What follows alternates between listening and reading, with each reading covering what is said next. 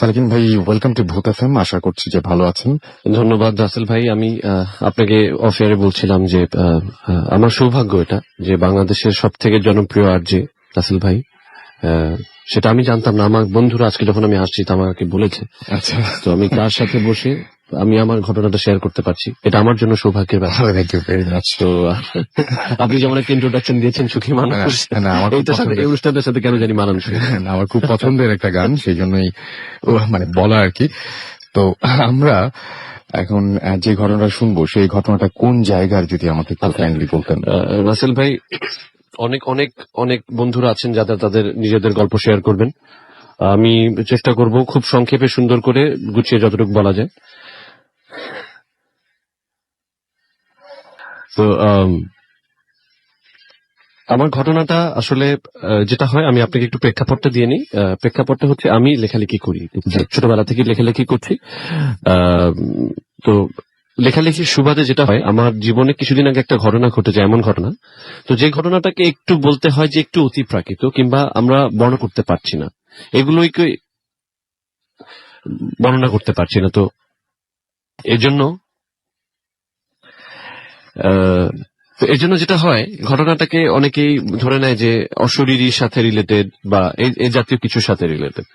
তো বিভিন্ন আমার পরিচিত অপরিচিত অর্ধপরিচিত মানুষগুলো এসে আমাকে বলা শুরু করে যে তাদের জীবনে ঘটে যাওয়া বা ভৌতিক, আদি ভৌতিক বা এই জাতীয় কোনো ঘটনা।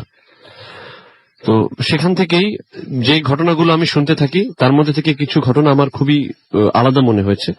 সেই আলাদা ঘটনার যে এক নম্বর ঘটনা যেটা আমার মনে হয়েছে যে আলাদা, সেটা আমি আজকে আমাদের ভূত এফএম এর বন্ধুদের সাথে শেয়ার করতে চাই।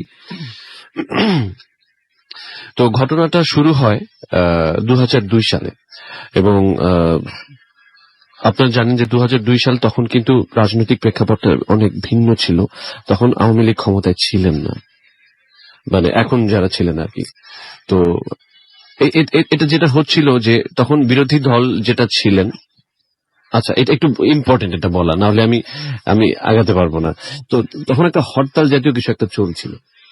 তো এই ঘটনাটা শুনি হচ্ছে, আমরা যে বাসায় থাকি সেই পাশের বাসার একটা ছেলে, তার নাম হচ্ছে সোহাগ। সে তখন 10ম শ্রেণীতে পড়ে, এসএসসি পরীক্ষা দেয়নি তখনও। তো ওর ঘটনাটা শুরু হয় ওর বাবার সাথে। ওর বাবা হচ্ছে, ওনার বাবার নাম কোচি। তো যেটা হয়, আমাদের ঠিক বাসার পাশেই কোচি ভাই একটা স্লাম চালাতেন আর কি। আমরা আমাদের এলাকার লোকের বলতাম একটা বস্তি চালাতেন আর কি, এভাবে বলতে পছন্দ করতেন। কিন্তু ইভেনচুয়ালি এখন উনি বাড়ি বানিয়েছেন, ওখানে থাকছেন, কিন্তু ওর সময় একটা স্লাম চালাতেন আর কি। এবং স্লাম চালাতে গিয়ে যেটা হতো, উনার প্রায়শই বাকবিতণ্ডা হতো, ঝগড়া হতো, এবং পাড়ার সবার কাছে উনি একটা মানে যেটা কি বলে, ওই গালাগালি করে, যেরকম একজন মানুষ হিসেবে পরিচিত হয়ে গিয়েছিলেন আর কি। উনি একটা খারাপ রেপুটেশন চলে এসেছিল, এবং দেখা যাচ্ছে যে উনি শান্ত থাকতে পারছেন না, ওনার হাতে তসবি, কিন্তু তারপরেও গালাগালি করছেন, কারণ কোন একটা ঝামেলা হয়েছে ওনার লাইফে। এবং উনি খুব রকচটা মানুষ ছিলেন। এরকম উদাহরণ আছে যে কারো কথা পছন্দ হয়নি, উনি ছিলেন একসময় 1970 সালের দিকে বডি বিল্ডার, মিস্টার ঢাকা হয়েছিলেন। ওনার পেশি বহুল মানুষ। তো উনার রাগ হলে উনি নিজেকে কন্ট্রোল করতে পারতেন না। উনি দেখা যাচ্ছে যে একজনের সাথে রাগ হচ্ছে, তাকে একটা 10 ইঞ্চি ইট ছুঁড়ে তার বুকে ছুঁড়ে মারছে, এবং সে হসপিটালাইজ হয়ে গেছে। এরকম ঘটনাও আমরা প্রত্যক্ষ করেছি। যাই হোক, আমি ওনাকে ছোট করতে চাচ্ছি না, ওনার রাগের একটু ছোট একটা বর্ণনা আমরা আপনাকে দেওয়ার চেষ্টা করলাম। তার সন্তান হচ্ছে সোহাগ, যে এই ঘটনাটা আমাকে বলে। এবং তখন ঘটনাটা শুরু হয়, সোহাগের সাথে তার বাবার ঝগড়া হয়। এবং আপনি বুঝতেই পারছেন, কোচি ভাই, আমরা যাকে কোচি ভাই বলি, কোচি ভাইয়ের রাগের একটা ছোট আঁচ আপনাদেরকে দিলাম। তো এই ঝগড়ার কারণে যেটা হয়, সোহাগ মনে করে যে ওই যখন 10ম শ্রেণীতে পড়ছে, 15-16 বছর বয়স, ওর মাথা গরম হয়ে যায়, ও চিন্তা করে এই বাসা ছেড়েও চলে যাবে এবং কোনোদিনই এই বাসায় সে ফিরে আসবে না। সে বাসা থেকে বের হয়ে যায়। এবং আমি আপনাকে বললাম, যেটা আমি এখন ইলাবোরেটলি বলতে পারছি না, রাজনৈতিক প্রেক্ষাপটটা ছিল তখন হরতাল চলছিল। এবং এই হরতাল চলাকালীন সময় যেটা হয়, সে বাসা থেকে বের হয়ে গিয়ে খুব অপ্রস্তুত হয়ে যায়, সে আসলে কোথায় যাবে। কিন্তু সে এমন কোন জায়গায় থাকতে চায় না যেখানে তার বাবা বা পরিবারের কেউ তাকে খুঁজে বের করতে পারে। আচ্ছা, এরকম একটা সিচুয়েশন তার জীবনে। তো তারপরেও সে কিছুটা রিক্সায়, কিছুটা হেঁটে, কিছুটা বাসে, যেভাবেই পাচ্ছে, তার ধারণা ঢাকা ছাড়তে হবে, তাহলে তাকে আর খুঁজে পাওয়া যাবে না। এবং যেতে যেতে তার মনে হলো যে সে ফরিদপুর আটরশিতে তার একজন বন্ধু থাকে, তার কাছে যদি সে যেতে পারে তখন কিন্তু মোবাইল ফোন সেভাবে অ্যাভেলেবল, হুম। কিন্তু সবার হাতে হাতে নেই হাতে আর হাতে কি। নেই। তো সে না জানিয়েই ওর উদ্দেশ্যে রওনা দিয়ে দিল। হুম। এবং আপনি জানেন যে এটা ফরিদপুর যেতে হলে একটা ফেরি পার হতে হয়, পাটুরিয়া দৌলতদিয়া ঘাট পার হতে হয়। তো ও সেই সকালে বাসা থেকে বের হয়ে গেছে, বিভিন্ন সংগ্রাম করে রাস্তায় এটার উপর উঠে সেটার উপর উঠে কোন রকম ভাবে সে পার হয়ে ওই ফেরিঘাটে গেল। ফেরিঘাটে যখন গিয়েছে তখন সন্ধ্যা হয়নি, সন্ধে হবে হবে অবস্থা। তো খুব কসরত করে, আমি ইন ডিটেল বলতে পারছি না যেহেতু, সে ফেরিঘাটটা পার হলো, ফেরিঘাটটা পার হওয়ার পর ওপারে গেল, ওপারে গিয়ে তখন সন্ধ্যাটা নেমে গেছে। এবং দুর্ভাগ্যবশত সন্ধ্যা নেমে যাওয়ার পর ওখানে একটু গ্রাম অঞ্চল, তো খুব বেশি যানবাহন ছিল না। তো ওর মনে শঙ্কা জাগে যে আসলে কিভাবে পৌঁছাবে এত রাতে। তো ও কোনো একটা পিক আপ ভ্যানের পিছনে উঠে মানে কিছুক্ষণ অপেক্ষা করে, তারপরে সে পিক আপ ভ্যানের পিছনে উঠে ওই আটরশি এলাকাটা পর্যন্ত যাওয়ার একটা প্রচেষ্টা নেয়। এবং দেখা যায় যে সেটা করতে করতে 8:30 9টার বেশি বেজে গেছে রাত। তো সে গিয়ে পৌঁছায় আটরশির উপকণ্ঠে, এবং এখান থেকে তাকে আটরশিতে পৌঁছাতে হবে তার একটা বন্ধুর বাসায়, যেখানে সে আগে গিয়েছিল। সে খুঁজে বের করবে ঘটনাটা। আমার বেসিক ঘটনাটা এখান থেকে শুরু হচ্ছে। আমি একটু আগে যা দিয়েছিলাম সেটা ছিল হচ্ছে যে ওইখানে সে কি করছে। প্রেক্ষাপটটা, সোহাগ নামে একটা ছেলে যে কেন বাড়ি থেকে বেরিয়ে গেছে মন খারাপ করে আটরশি যাওয়ার উদ্দেশ্যে, সেখানে গিয়ে অপেক্ষা করবে। এখন যারা শুনছেন বা আপনারা সবাই জানেন যে ঢাকায় 8টা 9টা তেমন কোনো রাত নয়, কিন্তু ওরকম একটা এলাকার জন্য কিন্তু সেটা বেশ রাত। এবং সেই সময়টা কিন্তু হরতাল চলছে, মানুষজনের এত আনাগোনা নেই। তো ও খুব মানে চিন্তাক্লিষ্ট থাকে যে আসলে শেষ পর্যন্ত কিভাবে পৌঁছাবে। হেঁটে যেতে হলে খুব কষ্টকর ব্যাপার, এবং হেঁটে যেতে হলে হয়তো চিনবেও না, কারণ কেউ একজন যদি একটা পার্টিকুলার জায়গায় তাকে নামিয়ে দেয়, সেখান থেকে সে যাওয়াটা তার জন্য ইজি। এবং এরকম যখন চিন্তা করছিল সে, তখন খেয়াল করে যে একটা ভ্যানওয়ালা চলে যাচ্ছে। সে দৌড়ে যায় ভ্যানওয়ালাটার কাছে এবং গিয়ে বলে যে ভাই দেখেন, আমি অমুক একটা জায়গায় যেতে চাই, আমাকে আপনি দয়া করে নামিয়ে দিন। ভ্যানওয়ালা বলে, দেখেন ভাই, আমি তো ক্লোজ করে দিছি, এখনো চালাইতে পারবো না, বাসায় চলে যাইতেছি, এইভাবে কিছু একটা তাকে বলে। এবং বলে যে, তখন সোহাগ বুঝতে পারে যে আসলে ভ্যানওয়ালাটা যদি আসলেই চলে যায়, ওর জন্য খুব কষ্টকর হবে তার গন্তব্যে পৌঁছানো। তো ভ্যানওয়ালাটাকে অনুরোধ করে, ভাই দেখেন, এত রাতে আমি কিচ্ছু পাবো না, আপনি দয়া করে আমাকে কাছাকাছি কোথাও নামিয়ে দিন, সেখান থেকে আমরা যাব। তো সে ভ্যানওয়ালাটা তাতে রাজি হয়, তার মনটা গলে এবং সে যাত্রা শুরু করে। আচ্ছা। যাত্রা শুরুর করার পর সে কিন্তু নিজের কষ্ট এবং ব্যক্তিকেন্দ্রিক যে যার দুঃখ নিয়ে চিন্তা করছিল, আশেপাশের দিকে তার এত লক্ষ্য ছিল না। সে আমাকে তার কণ্ঠে যেটা বলেছে, এবং এটা বলছিল যে খুব শুনশান একটা ভ্যান চলে যাচ্ছে, গ্রাম অঞ্চল, কাঁচা পাকা পথ, ঝিঝি পোকার শব্দ শোনা যাচ্ছে। পরিবেশটা আসলে খুব ভৌতিক যে তাও না, স্বাভাবিক পরিবেশ। এবং এভাবেই যখন যাচ্ছিল ভ্যানটা, তখন কিছু দূর যাওয়ার পর ও বললো যে ভ্যানটা থামানো হয়, এবং দেখে একজন বৃদ্ধ এবং একজন বৃদ্ধা ভ্যানে ওঠার জন্য অপেক্ষা করছে। তো বৃদ্ধ এবং বৃদ্ধা সে ভ্যানে ওঠে, কারণ এত রাতে তারা কই যাবে। তো তারা সেই ভ্যানে উঠে এবং তারাও গন্তব্যের কাছাকাছি কোনো এক জায়গায় নামবে, এবং তাতে কোনো প্রবলেম ছিল না। সোহাগের বললো যে উঠতেই পারে, এবং আমি তাদের দিকে লক্ষ্য দিচ্ছিলাম না, এবং তারাও যে আমাকে খুব ডিস্টার্ব করছিল তাও নয়। তো তারা উঠে, এবং একটা সময় পর তাদের যখন গন্তব্য এসে যায়, তারা ভ্যান থেকে নেমে যায়। এবং ভ্যান থেকে নেমে যাওয়ার সময় যে বৃদ্ধ লোকটি উঠেছিল, বৃদ্ধ লোকটি সোহাগের চোখের দিকে তাকিয়ে বলে, বাবা, তোমার আর কোনো ভয় নেই। সোহাগ এতক্ষণ কিন্তু তার নিজের ব্যক্তি চিন্তায় মত্ত ছিল, তার রাগ নিয়ে, তার ক্ষোভ নিয়ে মত্ত ছিল। হঠাৎ করে একটা অচেনা বৃদ্ধ, ও ভয় পায়নি তখন। আচ্ছা, তখন ভয় পায়নি, মানে চিন্তিত হয় যে কেন বলছেন, কেন বলতেছেন। বৃদ্ধ হাসি দিয়ে চলে যায় এবং উত্তর দেয় না। তো তার 2-4 মিনিট পরে সে পৌঁছে যায় হচ্ছে তার গন্তব্যে, যেখানে তার বন্ধুর বাসা তার কাছাকাছি। এবং এত রাতে গিয়ে ওর বন্ধুকে বলে যে আমি আসছি। বন্ধু জিজ্ঞেস করে, কিভাবে আসছিস, মানে কেন, কি হইলো না হইলো, সব বৃত্তান্ত। শেষ মুহূর্তে জানতে পারে যে সে এখানে একটা ভ্যান যোগে এসেছে, এবং ভ্যানে আবার এরকম একজন বৃদ্ধ এবং বৃদ্ধা উঠেছিলেন, যে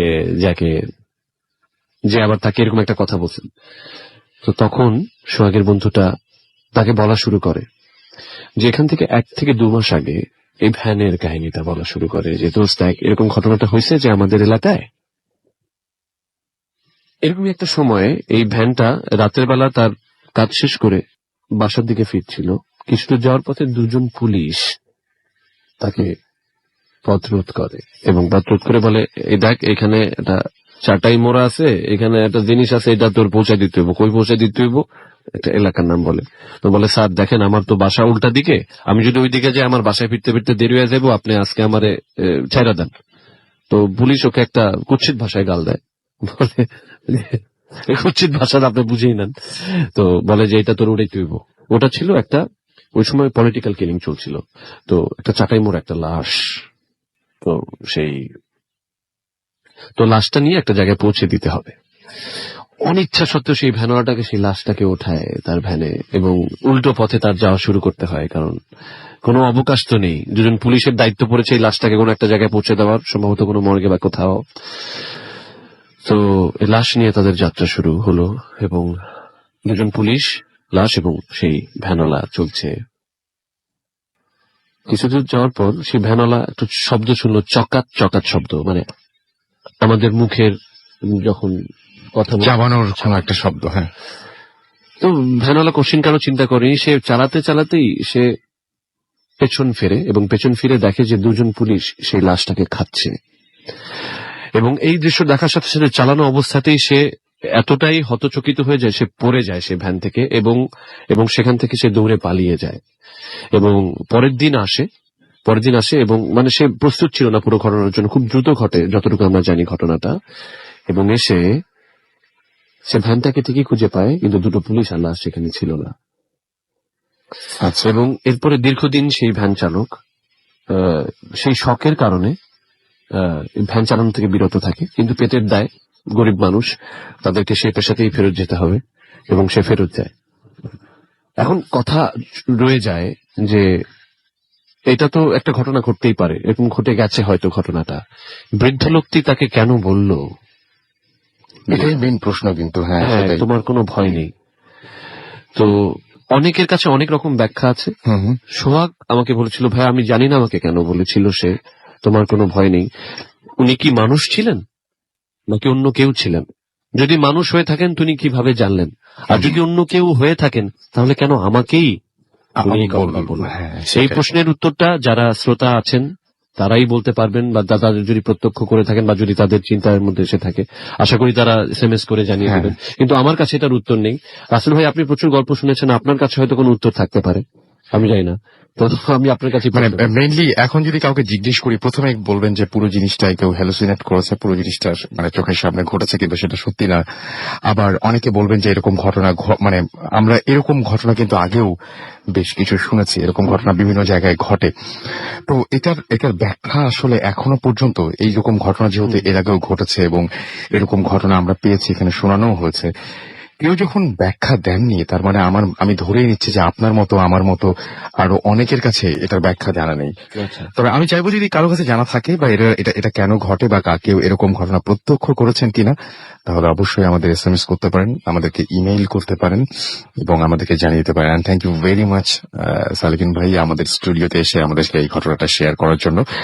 এবং আমি দেখতে পাচ্ছি যে অনেকে আমাদেরকে এখানে SMS ও করছেন। পিন্টু পল্টন থেকে আমাদের SMS করেছেন এবং আমাদেরকে SMS করছে, দেখতে পাচ্ছি যে MZ সাকিব, এবং তার SMS পড়া হয় সেটা নিয়ে তিনি এখানে একটা অভিযোগ করেছেন। পলাশ আমাদের SMS করেছেন সুনামগঞ্জ থেকে এবং আমাদেরকে তিনি বলছেন যে তার কাছে খুব ভালো লাগছে শুনতে। দেলোয়ার আমাদের চট্টগ্রাম থেকে SMS করেছেন এবং ফয়সাল আমাদের কুষ্টিয়া থেকে SMS করেছেন এবং আমাদেরকে SMS করেছেন দেখতে পাচ্ছি বৃদ্ধ রাজশাহী থেকে, তার কাছেও ভালো লাগছে। অনেক হিমেল আমাদের SMS করেছেন এবং তিনি তার কাছে অনেক ভয়ের লেগেছে ঘটনাটা। Susmita Barua BN school and college Chattogram থেকে আমাদের SMS করেছেন এবং তিনি ভূত FM শুনছেন আজকে এবং তার কাছে তার কাছে অনেক মানে বেশি ভয়ের লাগছে। এবং আমাদেরকে আরবি লিখেছেন যে অসম স্টোরি রাসেল ভাই আমাদেরকে মাহি লিখেছেন। The first story was so horrible. আমাদেরকে ডিজে সিয়াম আগারগাঁও থেকে এসএমএস করেছেন এবং সকালে স্কুল আছে তবুও তিনি ভূত এফএম শুনছেন। আর এম রাকিব আমাদের এসএমএস করেছেন এবং আমাদেরকে এসএমএস করেছেন সাকিব, আমাদেরকে এসএমএস করেছেন আবরার, এছাড়াও মিয়াদ আমাদের এসএমএস করেছেন, তার কাছেও ভালো লেগেছে। আমি সবার মানে মোটামুটি অলমোস্ট অনেকগুলো এসএমএস একরকম, সুতরাং আমি নামগুলো বলে দিচ্ছি। আমাদেরকে শাহবাজ হোসেন এসএমএস করেছেন, এসএমএস করেছেন শুভ গোপালগঞ্জ থেকে। সৈয়ব আমাদের এসএমএস করেছেন আমাদেরকে খুলনা থেকে, নামটা লেখেননি। আরিফ এবং তার ওয়াইফ দুলি আমাদের সাথে শুনছেন স্কাটন থেকে। আমাদেরকে এছাড়াও এসএমএস করেছেন জয় আরিফিন লক্ষ্মীপুর থেকে, এছাড়াও রিহান ধানমন্ডি থেকে এসএমএস করেছেন, সাদিয়া ঢাকা থেকে আমাদের এসএমএস করেছেন, রনি আমাদের এসএমএস করেছেন বিয়ানীবাজার থেকে, সুস্মিতা আমাদের এসএমএস করেছেন তানিয়া সিলেট থেকে, আনাম বংশাল থেকে, জাহিদ লালবাগ থেকে, রনি ফরিদপুর থেকে, তানিশা ময়মনসিং থেকে আমাদের এসএমএস করেছেন, আকাশ আমাদের এসএমএস করেছেন আবু বকর সিলেট থেকে, রাজীব এবং লোপা রামপুরা থেকে আমাদের এসএমএস পাঠিয়েছেন। আমাদেরকে এসএমএস করেছেন দেখতে পাচ্ছি নয়ন সিতাবগঞ্জ থেকে, এছাড়াও আনাম আমাদের এসএমএস করেছেন আমাদেরকে দেলোয়ার। যদি যারা এসএমএস করছেন তাদেরকে বলি, যারা এসএমএস করতে চাচ্ছেন তাদেরকে বলি যে যারা এসএমএস করছেন তাদেরকে অনেক ধন্যবাদ এসএমএস পাঠানোর জন্য। যারা এসএমএস করতে চাচ্ছেন তাদেরকে বলছি যে মোবাইলের মেসেজ অপশনে গিয়ে টাইপ করুন ফুর্তি FORT ফুর্তি, স্পেস দিয়ে লিখুন আপনার নাম, স্পেস দিয়ে আপনার মেসেজ পাঠিয়ে দিন 9840 নম্বরে। আমাদের যদি ইমেল করতে চান আমাদের অ্যাড্রেসটি হচ্ছে bhutfm@futti.fm, স্পেলিংটি বলে দিচ্ছি BHWTFM@radioFORT.fm। আর যারা ফেসবুকে কানেক্টেড থাকতে চান তারা চলে যান www.facebook.com/radio.futti, www.facebook.com/bhutfm.russell। বুঝতেই পারছেন আমাদের একটা বিরতি নেবার টাইম চলে এসছে, কিচ্ছু করার নেই। আমাদের মানে এটা হচ্ছে প্রবাবলি মানে আপনাদের এখানে মানে আপনাদের গালাগালি দেওয়ার সময় আর কি। সো এই সময়টাই আমরা একটু ছোট্ট বিরতিতে যাচ্ছি এবং বিরতির পরে আবারও ফিরে আসছি যত তাড়াতাড়ি সম্ভব। ততক্ষণ পর্যন্ত আমাদের সঙ্গেই থাকুন। স্টে টিউনড টু রেডিও ফুর্তি অ্যান্ড ডোন্ট স্টপ দ্য ফুর্তি। Bhoot FM.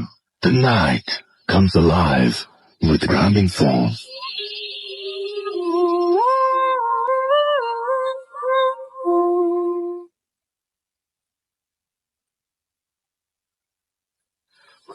শুনছেন সবসময় রেডিও ফুর্তি 88.2 FM, বাংলাদেশের সর্ববৃহৎ রেডিও নেটওয়ার্ক। আমি রাসেল আছি সাথে, আমার সাথে রয়েছে মাসুম এবং আজকের অতিথিরা, এবং হাড় কাঁপানো সত্যি সত্যি কিছু ঘটনা নিয়ে আপনাদের সামনে আজকের এই এপিসোডটি। আমি বলছি যে আমার মনে হয় এখন পর্যন্ত এই বছর যতগুলো এপিসোড হয়েছে তার মধ্যে ধরে নিতে পারেন বেস্ট এখনো পর্যন্ত আমার মনে হচ্ছে। দেখা যাক ঘটনাগুলো কিভাবে আপনাদেরকেও আকর্ষিত করে বা নাড়া দেয়। আমরা চলে যাবো আমাদের পরবর্তী অতিথির কাছে, কোনো কথাবার্তা না বলে তারপরে ফেসবুকের কমেন্ট পড়বো, কারণ এই ঘটনাটা অসম্ভব রকমের ভয়ঙ্কর একটা ঘটনা। এবং আমি সরাসরি চলে যাচ্ছি আমাদের অতিথির কাছে। আপনার নামটা প্লিজ একটু বলবেন। আপনি আসতে চাননি, আপনাকে জোর করে নিয়ে আসছি মিরপুর থেকে, আমি সেটা জানি। আপনার নামটা একটু সবাইকে বলে দেন। থ্যাংক ইউ রাসেল ভাই। হ্যালো লিসেনার্স, আমার নাম রেজওয়ান, আমি মিরপুর থেকে এসেছি। ওকে, আমি কেন আপনাকে নিয়ে আসলাম সেটা একটু লিসনারদের বলে দিতে চাই। সেটা হচ্ছে যে সাধারণত যে ঘটনা আপনি বলবেন এখন, এই ধরনের ঘটনাগুলো সাধারণত আমরা যেটা শুনি সেটা হচ্ছে অন্যের মুখ থেকে কেউ শুনে এসে, মানে কাছের কারোর সাথে ঘটেছে। খুব অল্প কিছু মানুষের সাথে হয় যে সরাসরি এই ধরনের ঘটনা তিনি নিজে চোখে দেখেছেন, যে ঘটনাটা আপনি দেখেছেন। তখন আমার মনে হয়েছে যে আপনার ওই লেখাটা যদি আমি পড়ে দিতাম অন এয়ারে, তাহলে এতটা মানুষজনের বোঝার পক্ষে অনেক মানে কঠিন হয়ে যেত, আপনি অনেক ভালো করে বলতে পারবেন। সো আমরা চলে যাই সেই ঘটনায়। ঘটনার প্রেক্ষাপট ছিল চট্টগ্রাম, রাইট? চলে যাই ঘটনায়। ওকে, ঘটনাটা ছিল 2007-8 দিকে। আমি তখন ক্লাস 8 পড়ি। তো আমার স্কুলটা ছিল ক্যান্টনমেন্ট পাবলিক স্কুলে, আর স্কুলে অনেক রেস্ট্রিকশন ছিল। আমাদেরকে সবসময় আপ টু ডেট থাকতে হতো, পরিষ্কার পরিচ্ছন্ন থাকতে হতো। তো যেদিন ঘটনাটা, সেদিন রাতে সন্ধ্যার পরে আমি পড়াশোনা করলাম। পড়াশোনা শেষ করে আমি আমার পরের দিন স্কুলের জন্য আমি আমার ব্যাগ গুছালাম, বই খাতা গুছাচ্ছি। তখন আমি দেখলাম যে আমার রুটিনে যে ক্লাসটা আছে সেই ক্লাসগুলো আমাদেরকে চেক করা হয়। আমাদের ড্রেস আপ, চুল ছোট করা হচ্ছে, সবকিছু এরকম চেক করে। তো তখন ওই রুটিনে সাবজেক্টটা দেখে তখন আমার মনে পড়লো যে আগের যে ক্লাসে আমাকে ওয়ার্ন করেছিল চুল কাটানোর দরকার ছিল, চুল বড় হয়ে গেছিল। তো এখন এবং আপনি দেখেছিলেন যে পরের দিন আপনার ড্রিল ক্লাস ছিল right? অনেক হ্যাঁ বেসিক্যালি সাবজেক্টটা ছিল শারীরিক শিক্ষা। হুম হুম হুম হুম। তো আমাদের এখানে আমার যে টিচারটা ছিল উনি খুব স্ট্রিক্ট ছিল, আমাদেরকে পানিশমেন্ট দিত। তো পানিশমেন্টের ভয়ে আর কি আমার ওই দিন রাতে আমার অগত্যা আমার ইচ্ছার বিরুদ্ধে আমার চুল কেটে যাওয়া দরকার হয়েছে, আমি গেছি।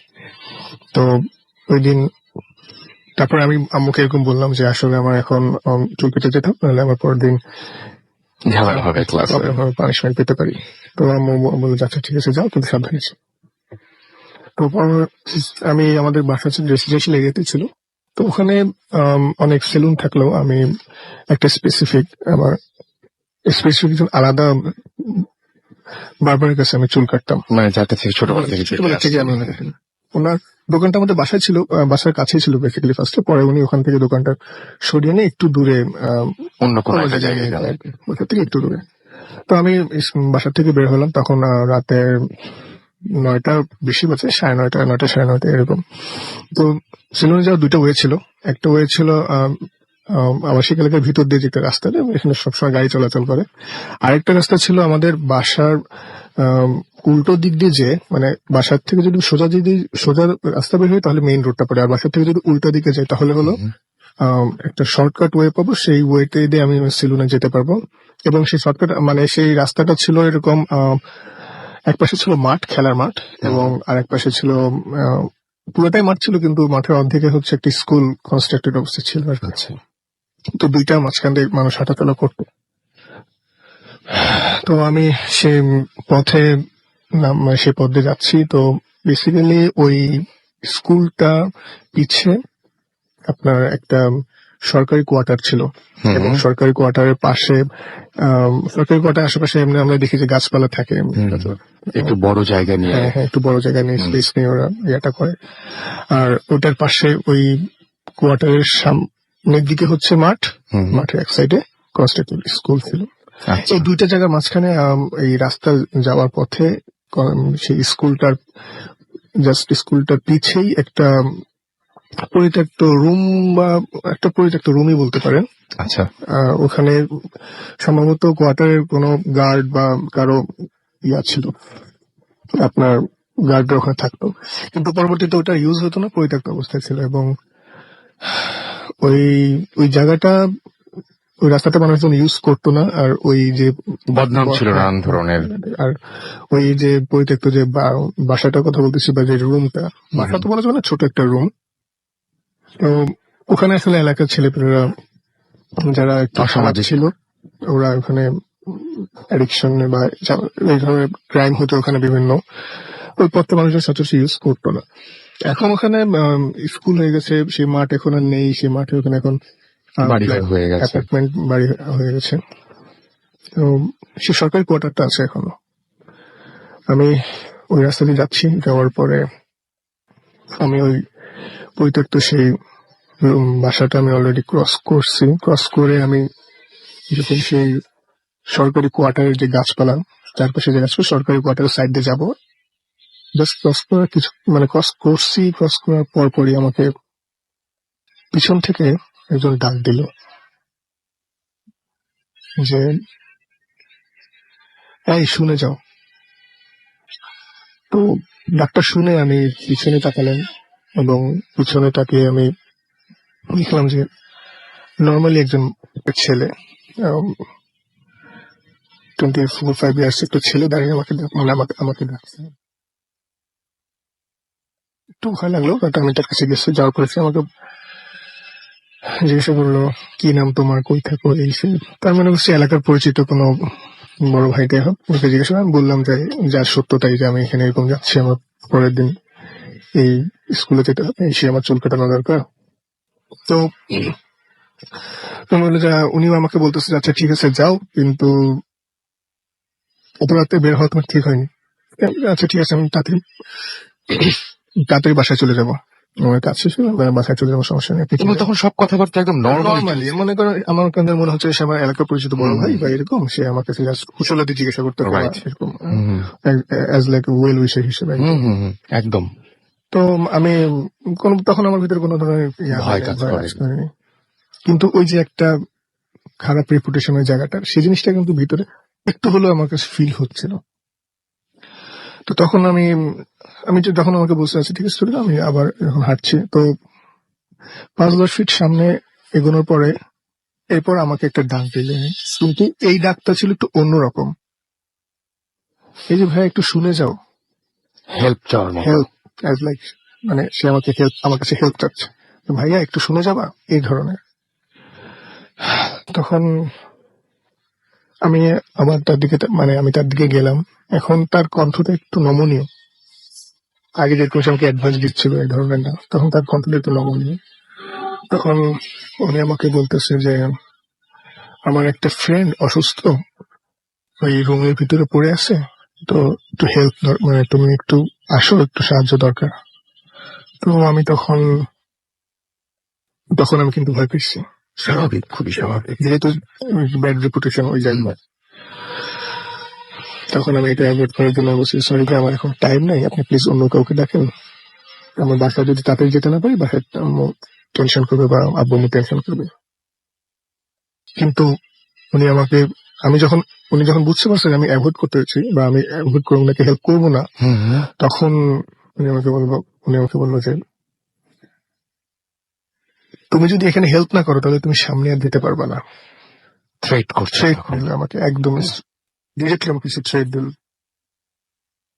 তখন আমি কলাপস, আমি মানে তার কথায় আমি কলাপস হয়ে গেছি, আমার আর ভিতরে সাহস নেই যে আমি তার কথার বিপরীতে কিছু করবো। তখন আমি যে রুমটা, পরিত্যক্ত যে রুমটা ছিল ওইদিকে আমি গেলাম। ওই রুমটা ভিতরে ঢুকে তো পরিত্যক্ত রুম, 3 পাশে দেয়ালের মতো, উপরে তো ছাদ আছে, বাট একটা শুধু দরজা থাকার কথা, কিন্তু সেই দরজাটা নেই, এরকম একটা রুম, পরিত্যক্ত বা জায়গা। ভিতরে ঢুকলাম, কিন্তু ভিতরে ঢুকে ভিতরে কোনো আলো নেই, যেহেতু এখন ওই রুমের মানে ওই পরিত্যক্ত জায়গাটার অপোজিটে একটা স্কুল যে কনস্ট্রাক্টেড হচ্ছিল, সেখানে তো সবসময় লাইট জ্বালানো থাকে রাতের বেলা, সেই লাইটের কিছু আলো সেই রুমের দিকে ঘুরতেছিল। তো রুমে ঢুকার সময় জাস্ট এরকম দেখলাম যে একটা ছেলে, ওরকম সেম এজে, কি পড়া ছিল সঠিক মনে নেই আমার, নর্মাল মানুষের যা পড়া থাকে আর কি, সে তার পিঠটা দেওয়ালে ঠেকানো ছিল, আর পাটা মাটিতে টান টান করে, মানে স্বাভাবিক মানুষ মাটিতে বসে যেভাবে কিছু হেলান দিয়ে, পিঠে হেলান দিয়ে ওভাবে বসে আছে, মানে কিন্তু তার হাতটা ছাড়ানো, অ্যাজ লাইক সে ফেইন্ট বা সে অজ্ঞান অবস্থায় আছে, এরকম সেন্স নেই। এটা হচ্ছে রুমের ভিতরে ঢুকার সময় আমি মানে এটা দেখা গেছে। বাট রুমের ভিতরে যখন ঢুকছি তখন ওই দরজার সামনে দুটো, মানে দরজার মতো যে জায়গাটা, ওখানে যদি 2জন মানুষ দাঁড়ায়, একটা রুমে তো আর আলো থাকার কথা না। তো আমি যখন জিনিসটা বুঝতে চাইলাম যে কি হয়েছে, আমি বললাম যে এখানে তো একটা মানুষ পড়ে আছে সেন্সলেস, তাকে এখানে তো ডাক্তারের কাছে নিতে হবে, এরকম কিন্তু আমি দেখতে চাচ্ছিলাম যে অরিজিনালটার কি হয়েছে, আমার কাছে যে হেল্প চাইছে কি জন্য। তো আমি তখন আলোর জন্য, রুমে তো আলোর দরকার, রুমের আলোর জন্য আমি জাস্ট টার্ন করে পিছনে যে আমার পাশে যে দাঁড়া ছিল, বা আমার একটু পিছনে পাশে দাঁড়া ছিল, আমি আপনি একটু সরেন, মানে আমি এটা বলবো যে আপনি সরেন, রুমে আলোতে আমি একটু দেখবো যে কি হয়েছে। আমি যখন টার্ন করে তাকে বলতে যাব, সেই মুহূর্তে দেখি সে নেই। ও মাই গড, ওখানে নাই উনি। ওখানে উনি নেই। আমি দেখতে পাচ্ছি আপনি একদম অনেক অফেয়ার যখন শুনছিলাম তখন আপনি নার্ভাস ছিলেন, এখন অনেক নার্ভাস, এবং আমি বুঝতে পারছি আপনি পুরো দৃশ্যটা মানে এটা দেখতে পাচ্ছেন। মানে তাৎক্ষণিক ভাবে হইলে মানুষ যে কিরকম লাগে, মানে কিছু বোঝা যায় না যে আমার চারপাশে কি কি হচ্ছে। হচ্ছে, হ্যাঁ, এটা সেটাই, কোনো ঘরের ভয়ের ভিতরে ভিতরে আছে মনে আসে হয়। না, হ্যাঁ। কিন্তু তখন আমি মানে নিজের ভিতরে সাহস রাখার কৃত্রিম চেষ্টা করতেছিলাম, আমি এটা নিজের মনের মধ্যে রাখার চেষ্টা করতেছিলাম যে হয়তো যে ছিল সে হয়তো কাউকে হেল্প, মানে অন্য কারো কাছে হেল্প চাওয়ার জন্য সে বাইরে গেছে। কিন্তু সেটা আমার ভুল প্রমাণিত হয়েছে তখনই, যখন আমি সে আলোতে যে মানুষটা পড়েছে তার মুখটা দেখলাম, এবং সেই চেহারাটা হইতেছে যে আমাকে ডাক দিয়েছে, সেই ও মানে তার মানে যে আমাকে help হেল্প চাইছে এতক্ষণ, যে আমাকে একবার ডাক দিল, অ্যাডভাইস দিল, তারপরে রুমের ভিতরে আমি যখন আসলাম, এবং সেই চেহারাটা, এবং যে মানুষটা রুমের ভিতরে পড়ে আছে তার গলায় কাচের টুকরো বিঁধে আছে আচ্ছা, থ্রটে, মানে কেউ মনে হচ্ছে হ্যাঁ, কাজ দিয়ে গলাটা আঘাত কাটা করেছে, হয়েছে। হ্যাঁ, কাজ দিয়ে গলায় আঘাত করেছে, যার কারণে সেখানে কাজ বিঁধে আছে, বেশ বড় টুকরো কাছে বিঁধে আছে এবং সেগুলো কাচের বোতলের লাইক, আর সেখান দিয়ে রক্ত বের হচ্ছে না, মাঝে মাঝে ফিনকি দিয়ে বের ফিনকি হচ্ছে। দিচ্ছে। কখন ফিনকি দিচ্ছে মানে গলা দিয়ে মানে এক ধরনের, মানে সে কিছু বলতে চাচ্ছে, এক ধরনের খুব হরিবল একটা সাউন্ড। আমরা যখন ওই যে গরু জবাই যে কোরবানিতে, তখন এই রক্ত যখন বের হয়, যে শ্বাসনালীটা কেটে গেলে যখন একটা আওয়াজ হয়, পানি মতো একটা আওয়াজ হয়, একদম একদম। মানে সে কিছু বলতে গেলে তার মুখ দিয়ে আওয়াজটা বেরোচ্ছে, আর ওই আওয়াজটা বের হচ্ছে কিন্তু ওই কাটা জায়গা দিয়ে, এবং সেইখানে রক্ত ফিনকি বের হচ্ছে। মানে এটা তো কতটা ভয়ঙ্কর, আর মানে এটা যে একটা মানুষকে অজ্ঞান করে দেওয়ার জন্য যথেষ্ট। আর কিছু বলার নাই আসলে। মানে আসলে এটা খুবই কেউ চাবে না, কেউ এক্সপেক্ট করবে না যে কারোর সাথে এটা হোক। কিন্তু সেই ঘটনা জায়গাটা- এখনো শেষ নাই, কিন্তু ঘটনা এখনো শেষ হয়নি, সুতরাং শোনেন, ঘটনা এখনো শেষ হয় নাই। তারপরে আমি তখন সেই জায়গায়, মানে আমি কি করব, একটা মানুষ হেল্প করতে আসছি, এখন আর উল্টা ভয় পেয়ে আমি ফ্রিজ হয়ে গেছি। আমার করণীয় কি, আমি কিছু বুঝতে পারতেছিলাম না সেই মুহূর্তে। আর বয়স তো তখন বেশি না, কেবল ক্লাস 7, 8 7 তো তখন আমি কয়েকবার তার দিকে আগানোর চেষ্টা করি, কিন্তু ভয়ে আমি তার দিকে আগাতে পারি না। কারণ ওই জিনিসটা মতো যে কেন সেই মানুষটা কেন আমাকে ডাক দিল না, আসলে সেই ডাক দিছে, আমি কার চেহারা দেখছি, মানে এই ইকুয়েশন গুলো আমি আমার মাথার মধ্যে মিলাতে পারতেছি না। স্বাভাবিক। তখন আমি যেটা চিন্তা করলাম যে আমি এখানে এভাবে থাকলে আমি বেশিক্ষণ স্টেবল, আমি এখানে বেশিক্ষণ থাকতে পারবো না, আমার কনসিয়াসনেস আমি হারিয়ে হারিয়ে ফেলতে পারেন ফেলবো যে কোনো মুহূর্তে। আমি এখান তখন দ্রুত মানে, আর ওই যে তার যে আওয়াজটা, সেই আওয়াজটা মনে করেন যে নিতে পারছিলেন না। আমি ওটা যতবার আমি শুনতেছি ততবারই আমার মানে ফেইন্ট হয়ে যাওয়ার মতো অবস্থা। তখন আমি তাড়াতাড়ি সেই ওই জায়গা থেকে, মানে যত শক্তি আছে গায়ে, মানে যতটুকুই আছে, আমি শুধু একদিকে মানে চিৎকার করতে পারতেছি না, কিছু করতে পারছি না, জাস্ট মনে হচ্ছে যে আমাকে এখান থেকে যত দ্রুত পারে মানুষের জায়গা, মানে যেখানে মানুষ আছে সেখানে আমার যেতে হবে। আমি তাড়াতাড়ি ওখান থেকে খুব দ্রুত সেখান থেকে দৌড় দিয়ে আমি যে সেলুনে যাওয়ার কথা ছিল সেখানে গেলাম। সেখানে যাওয়ার পরে আমি কিন্তু বেসিক্যালি ওখান থেকে ভয়ও পেয়ে গিয়েছি, কিন্তু আমি আবার মনে মনে এটা আছে যে যেহেতু হেল্প চাইছে, আসল ব্যাপারটা কি। পরে আমি সেই সেলুনে যাওয়ার পরে আমার যে যিনি চুল কাটাতেন, সুমন নাম ছিল, আমি সুমন আঙ্কেলকে বললাম যে আঙ্কেল এরকম আমি আসার পথে এরকম হয়েছে, আমার তো চুল কাটানোর দরকার ছিল, কিন্তু বাদ দেন, আপনি আমার সাথে চলেন সেই জায়গাটায়, ওখানে লোকটাকে help করতে হবে। হেল্প করতে পারে কিনা। বলে আমি উনাকে যখন বলছি যে সে মানে যে আমাকে ডাক দিয়েছে ওইরকমই আমার কাছে একই রকম মনে হয়েছে, কিন্তু সেটা নাও হতে পারে, একটা মানুষ এরকম পড়ে আছে। তো পরবর্তীতে উনি বললো যে না, ওখানে আর যাওয়ার দরকার নেই, কারণ ওই জায়গাটা, ওইখানে তুমি ওই জায়গাটাতে কেন আসছো। এখন আমাকে প্রথমে একটু বকা দিছিল, বকা বলতে আমাকে একটু কোশ্চেন করছিল। পরে বলে যে ওখানে যাওয়ার দরকার নেই এই কারণে, কারণ ওখানকে ওই জায়গাটা এরকম আজে বাজে ছেলেপেলেরা ওখানে আড্ডা দিত, আর এরকম তারা যখন সেখানে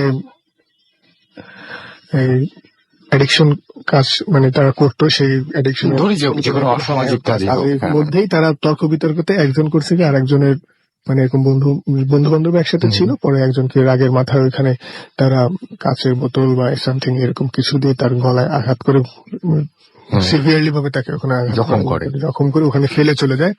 কিন্তু ওখানে সে যাকে জখম করে ফেলে গিয়েছিল সে অনেকক্ষণ ধরেই বেঁচে ছিল, এবং অনেক রাত পর্যন্তই সে হেল্পের জন্য চিৎকার করছে, কিন্তু মানুষ ওখানে যায় নাই, কারণ মানুষ ওখানে গেলেই মানুষের ভয় ছিল যে ওখানে গেলে আবার জড়িয়ে পড়তে পারে একটা ঝামেলায়। ঝামেলা জড়িয়ে পড়তে পারে, বা আমার কাছে ছিনতাই করে নিয়ে যেতে পারে। কারণ এখানে আগে পরে ওখানে এরকম হয়েছে যে মানুষ এরকম মানে ওখানে চিল্লাফাল্লা করতো, সাহায্য চেয়ে নিয়ে তারপরে ছেলেপেলেরা চিল্লাফাল্লা করতো, মানুষজন যেত তার কাছ থেকে মোবাইল টাকা পয়সা রেখে দিত, এই ধরনের প্রবলেম করতো। তার উপরে মানুষ আর যায় নাই ওখানে। তারপরেও সে যার ঘটনাটা মানে যে ওখানে যাকে আপনি দেখেছেন, সে ওইরকম ওই ঘটনাটা ঘটেছিল, এবং সেখানে সে হেল্প না পেয়ে ওই অবস্থায় মারা গিয়েছিল। তো হয়তো জানি না আমার সামনেই কেন আবার সেরকম হয়েছিল, বা আমি কেন এটা দেখলাম, এটার উত্তর আমি আজ পর্যন্ত খুঁজে পাইনি। হয়তো আপনি ওখানে একা ওইভাবে গিয়েছিলেন বলেই হয়তো আরো অনেকেই আছে যারা হয়তো ওই দৃশ্যটা নিজের চোখে দেখেছেন, তাদের সবার খবর তো আমরা জানি না। জি, জি, জি। কিন্তু আপনি যেটা তার মানে ব্যাপারটা হচ্ছে এরকম, আপনি যাকে দেখেছিলেন সে কয়েকদিন আগেই মারা গিয়েছেন, জি, মানে জি। খুন হয়েছেন তিনি, খুন হয়েছিল যাকে আপনি দেখেছিলেন, জি, এবং জি। সেই দৃশ্যটার পুনরাবৃত্তি ঘটেছে আবার আপনার চোখের সামনে। আপনি মার্ডারটা দেখেন নাই, বাট তারপরের যে অবস্থা সেই অবস্থাটা দেখেছেন, যেটা সেটা মানুষের একটা কাছে আগের helpful ঘটনা, ছিল। রাইট। এবং আমি জানি না, এবং হয়তো এই এক্সপেরিয়েন্সটার যে আপনার যে এক্সপেরিয়েন্স হচ্ছে এটা হয়তো কোনো ব্যাখ্যা নেই, কিন্তু আপনার সারা জীবন মনে রাখার মতন একটা ঘটনা এটা আসলে, মানে এখনো পর্যন্ত আপনাকে দেখে বোঝা যাচ্ছিল যে ওই এই জিনিসটা। ঘটনাটা মনে পড়লে বা কাউকে আমি যদি বলতে যাই, আমার হুম, হুম। গায়ের লোম পর্যন্ত আমার খারাপ হয়। ভয়ে আমি আমার সেই দিনের কথা বা সেই রাতের সেই মুহূর্তগুলো আমি সত্যি এটা ভোলা সম্ভব না, আসলে কোনোভাবে সম্ভব না।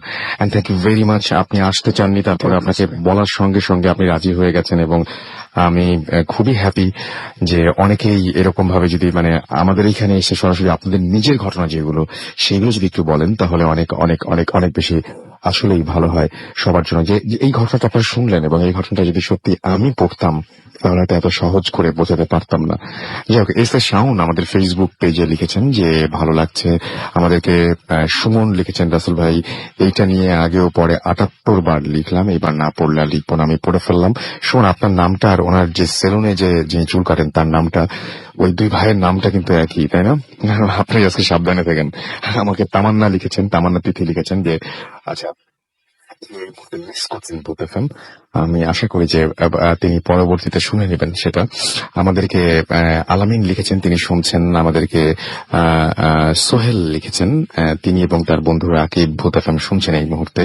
আমাদেরকে আফিয়া নুসরাত লিখেছেন যে ভয় পাচ্ছি না। আমি খুবই আপনার এসএমএসটা পরে আমার খুবই হেল্পলেস লাগলো, কারণ এই ঘটনাটা আমার কাছে অদ্ভুত রকমের লেগেছে। আসলে আমি জানি না তাহলে আপনি কি সে ভয় পাবেন, আমি ঠিক জানি না আসলে।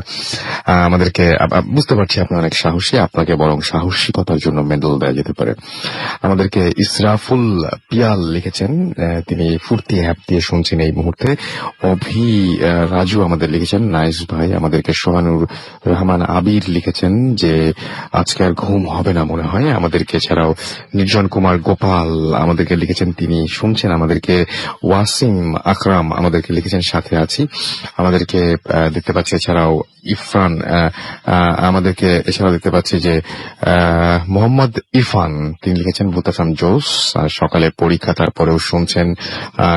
অনেক ফেসবুকে লিখেছেন। মেহেদি হাসান রিফাত আমাদেরকে এসএমএস করেছেন, এবং তিনি বলেছেন যে আমার কাহিনীর মধ্যে কাহিনী আছে। আচ্ছা, ওকে। আমাদেরকে আব্দুল আজিজ এখানে কমেন্ট করেছেন, তার কমেন্ট পড়া হয় না বলেছেন, আমি আপনার কমেন্টটা পড়ে ফেললাম। আমাদেরকে এছাড়াও এখানে লিখেছেন, দেখতে পাচ্ছি এমডি আমিনুর রথি, এছাড়া আমাদের এখানে রিমন বড়ুয়া, শিশির সিক্ত সকাল, ইস্তিয়াক আহমেদ অভি, সাইফুল জামান আকাশ, রাশিদুল হাসান, মোহাম্মদ সুমন খান, সাকিব আল হাসান আমাদেরকে এছাড়াও লিখেছেন এখানে। সাজ্জাদ হোসেন নিলয়, আমজাদ হোসেন, সাইমন সহ আরো অনেকে ফেসবুকে কিন্তু আমাদের এখানে কমেন্ট করেছেন। যারা কমেন্ট করছেন তাদেরকে অনেক অনেক অনেক অনেক ধন্যবাদ আমাদের সঙ্গে থাকার জন্য। আরো একবার জানিয়ে দিয়ে আমাদেরকে যদি এসএমএস করতে চান, মোবাইলের মেসেজ অপশনে গিয়ে টাইপ করুন ফুর্তি, FORTI ফুর্তি, স্পেস দিয়ে দেখুন আপনার নাম, স্পেস দিয়ে আপনার মেসেজ পাখিদের 9840 নাম্বার, যারা আমাদের ইমেল করবেন আপনাদের কাছে জানিয়ে দিয়ে আমাদের ইমেল অ্যাড্রেস হচ্ছে bhotfm@radiofurti.fm, which is BHOOTFM@RADIOFORTI.FM। আপনার নাম, ঠিকানা এবং ফোন নাম্বার সহ আপনার জীবনে ঘটে যাওয়া সেরা ঘটনাগুলো লিখে পাঠিয়ে দিন আমাদের কাছে। ঘটনার শুরুতে অবশ্যই উল্লেখ করুন এই ঘটনাটি আপনি স্টুডিওতে এসে শেয়ার করতে চান, নাকি আপনি চান আপনার ঘটনাটা আমরা পড়ে শোনাই। আর যারা দেশের বাইরে রয়েছেন তারা সরাসরি আমাদেরকে ঘটনা রেকর্ড করে পাঠিয়ে দিতে পারেন অডিও ক্লিপটি। এবং যদি আপনি চান যে আপনার ঘটনা বর্ষসেরা ঘটনা নিয়ে ঘটনা সংকলন নিয়ে যে বইটি বের হয় ভূত এফএমের, এবছর যেটা বের হয়েছে সেই বইয়ের স্থান পাক, তাহলে অবশ্যই গল্পের একটা কপি আমাদের লিখে পাঠিয়ে দেবেন দয়া করে। ফেসবুকে থাকতে চাইলে চলে যান www.facebook.com/radio.furti, www.facebook.com/bhotfm.russell। আবারও খুবই মানে অনিচ্ছা সত্ত্বেও একটা বিরতি নিতে হচ্ছে, এবং বিরতির পরে আবার আমরা ফিরে আসবো, এবং সেই পর্যন্ত আমাদের সঙ্গেই আপনাদের থাকতে হবে, এবং আশা করছি যে পুরোটা সময় আমাদের সঙ্গে থাকবেন, কারণ এরপরে যে ঘটনাগুলো রয়েছে সেই ঘটনাগুলো দারুণ দারুণ দারুণ দারুণ ভয়ঙ্কর।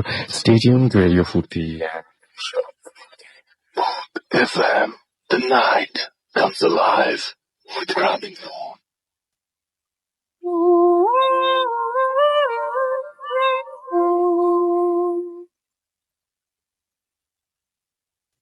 আরো একবার সবাইকে স্বাগত জানাচ্ছি ভূত এফএম। শুনছেন সবসময় রেডিও ফুর্তি, বাংলাদেশের সর্ববৃহৎ রেডিও নেটওয়ার্ক। আমি রাসেল আছির সাথে, আমার সাথে রয়েছে মাসুম, এবং আজকের অতিথিরা আপনাদের সবাইকে অনেক অনেক ধন্যবাদ যারা এসএমএস করছেন। আজকে অনেকেরই এসএমএস এ দেখতে পাচ্ছি যে ফিডব্যাক গুলো, এবং আসলে ভূত এফএমের অনেক ভালো ভালো এপিসোড হয়েছে, এবং সেই এপিসোড গুলোতে যেটা হয় সেটা হচ্ছে ভালো ঘটনা শুনলে ভালো ঘটনার জন্য প্রত্যাশা বেড়ে যায়, কিন্তু সব সময় যে ভালো ঘটনা আমরা পাই তা না, এবং ভালো ঘটনা সব সময় দেয়া সম্ভব একমাত্র উপায় হচ্ছে যে বানিয়ে বানিয়ে ঘটনা বলা। সেটা যখন সম্ভব হয় না তখন আমাদের নির্ভর করতে হয় আপনাদের উপরে। বেশি বেশি করে আমাদেরকে দারুণ দারুণ সব ঘটনাগুলো পাঠিয়ে দিন। আমাদের ইমেল অ্যাড্রেসটা আপনাদের নিশ্চয়ই মনে আছে, আরো একবার যাদের মনে নেই তাদেরকে মনে করিয়ে দিচ্ছি, bhutfm@radio.fm। কিছু এসএমএস না পড়লে নয়।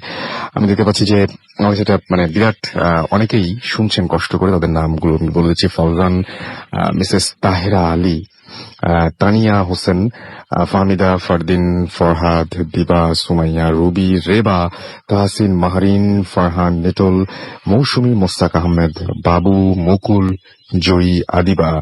এছাড়াও দেখতে পাচ্ছি মোহাম্মদ আরাফাত আমাদের এসএমএস করেছেন, এবং সেকেন্ড ঘটনার অনেক প্রশংসা পাচ্ছি। মাকফি আমাদের এসএমএস করেছেন, এবং আমাদেরকে বলছেন যে এত ভালো, এত ভয় লাগে তারপরেও কেন যে শুনি, কারণ ভয় পেতে আমরা আসলে ভালোবাসি। এটা খুব সহজ একটা উত্তর হচ্ছে এটাই। জুয়েল ম্যাক্স আমাদের এসএমএস করেছেন সিলেট থেকে, লিখেছেন আই লাভ ভূত এফএম। উন্মাদ আমাদের বনশ্রী থেকে এসএমএস করেছেন, খুব ভালো লাগছে, তার কাছে খুব ভয় লাগছে। সেকেন্ড স্টোরিটার অনেক প্রশংসা করেছেন। ডিজে সিয়াম আগারগাঁও থেকে আমাদের এসএমএস করেছেন, ঘটনাগুলো অসম। আমাদেরকে মিজান সিলেট থেকে এসএমএস করেছেন, রাসেল ভাই রাস্তায় একা একা তিনি আছেন এবং এই মুহূর্তে ভূত এফএম শুনছেন। ফাতেমাতুজ জোহরা দোলন মুন্সিগঞ্জ থেকে আমাদের এসএমএস করেছেন, সেকেন্ড স্টোরিটা তার কাছে তার শুনে অনেক তিনি কষ্ট পেয়েছেন। এবং আমাদেরকে স্বর্ণা আমাদের এসএমএস করেছেন মেরাদিয়া থেকে। এছাড়া আমাদেরকে এস আর বিপ্লব এসএমএস করেছেন, ওয়াহিদ চট্টগ্রাম থেকে আমাদের এসএমএস করেছেন, ফেরারি আশিস আমাদের এসএমএস করেছেন আমাদেরকে Susmita Barua BN school and college থেকে, এবং সেকেন্ড স্টোরির প্রশংসা করেছেন। তিনি বলেছেন যে সেকেন্ড স্টোরির লোকেশন চট্টগ্রামের কোথায়। আহা, আমি তো ভুলে গেলাম, উনি তো এই মুহূর্তে স্টুডিওতেও নেই, উনি একটা মাঠের কথা বলেছিলেন। সিয়াম আমাদের এসএমএস করেছেন আমাদেরকে দেখতে পাচ্ছি সঞ্জি। এছাড়া আমাদের এসএমএস করেছেন দেখতে পাচ্ছি সৌরভ, এবং আমাদেরকে এছাড়াও দেখতে পাচ্ছি ইমরান এসএমএস করেছেন, আমাদেরকে পাপড়ি ভূতের গলি থেকে এসএমএস করেছেন, এবং তিনি বলছেন যে ভয়ঙ্কর ভালো লাগছে। রোমান আমাদের এসএমএস করেছেন, লিখেছেন আই লাভ ভূত এফএম। বৃষ্টি আমাদের এসএমএস করেছেন চট্টগ্রাম থেকে, খুব ভয় পাচ্ছি। ফয়সাল আমাদের এসএমএস করেছেন কুষ্টিয়া থেকে, এবং তিনিও ভয় পাচ্ছেন সেটি জানিয়েছেন আমাদেরকে। ইফিতা আমাদের এসএমএস করেছেন চট্টগ্রাম থেকে। এছাড়াও আমাদেরকে এসএমএস করেছেন দেখতে পাচ্ছি প্রান্ত, আমাদের এসএমএস করেছেন রনি, নয়ন এবং তার ওয়াইফ সঙ্গে রয়েছেন। সেতাবগঞ্জ থেকে এসএমএস করছেন জুলকার আমাদের এসএমএস করছেন আমাদেরকে। ছাড়াও দেখতে পাচ্ছি আরো অনেকেই। আপনি যদি এসএমএস করতে চান চলে যান মোবাইলের মেসেজ অপশনে, টাইপ করুন ফুর্তি FORTI ফুর্তি, স্পেস দিয়ে আপনার নাম, স্পেস দিয়ে আপনার মেসেজ পাঠিয়ে দিন 9847 নম্বরে। আমরা চলে যাব আমাদের পরবর্তী ঘটনায়।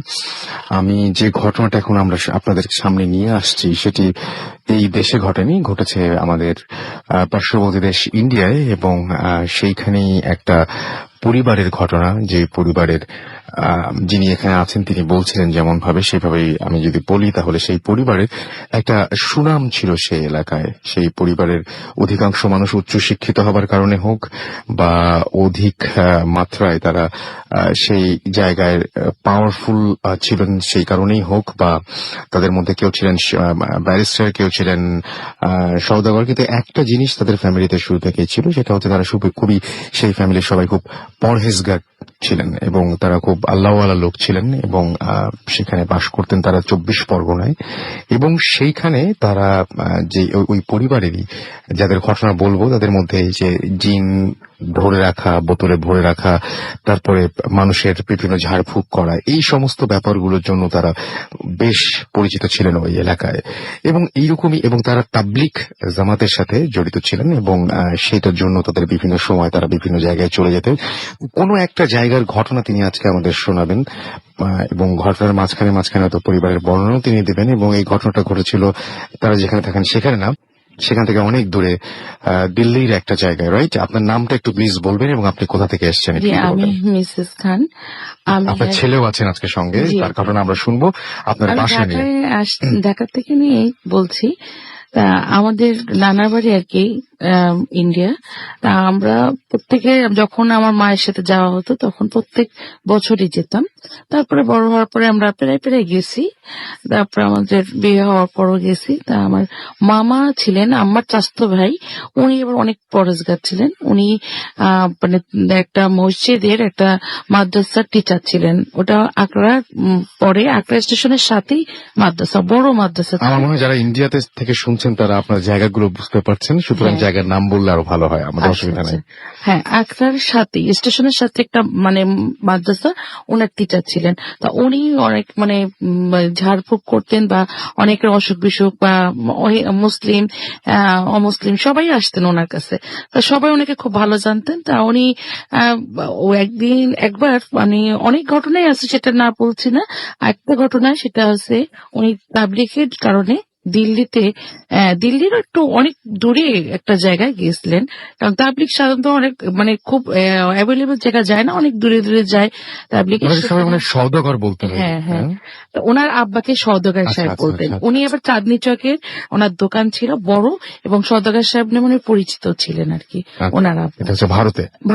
ভারতের চাঁদনি চক আর কি, কলকাতার জি চাঁদনি জি জি চকে। জি।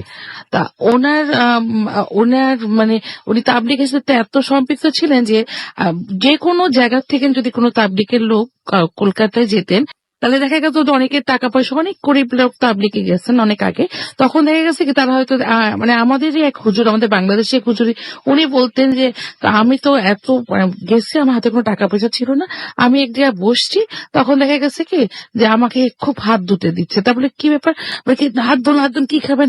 আমি তো ভয় আছে, আমার কাছে টাকা পয়সা নেই। বলে, আপনি কি টাকা পয়সা তো কেউ চাইনি, আপনি খান। পরে শোনা গেল যে সওদাগর সাহেবের কারণেই মানে ওনাকে এমনি খাওয়া, মানে ওনার ছিল যে তাবলিগে যারা আসবেন সবাইকে আপ্যায়ন করতেন হ্যাঁ, প্রচন্ড। এবং প্রত্যেক মাসে যে উনি দোকানে টাকা দিয়ে দিতেন। তো যাই হোক, ওনার ছেলে এরকম তাবলিগের কারণে অনেক দূরে গেছিলেন। তা ওখানে যে অঞ্চলে গেছেন ওখানে ট্রেন ছিল, আগে যাতায়াতের বেশিরভাগই ট্রেনে, ইন্ডিয়া এমনি ট্রেনেই যাতায়াত বেশি।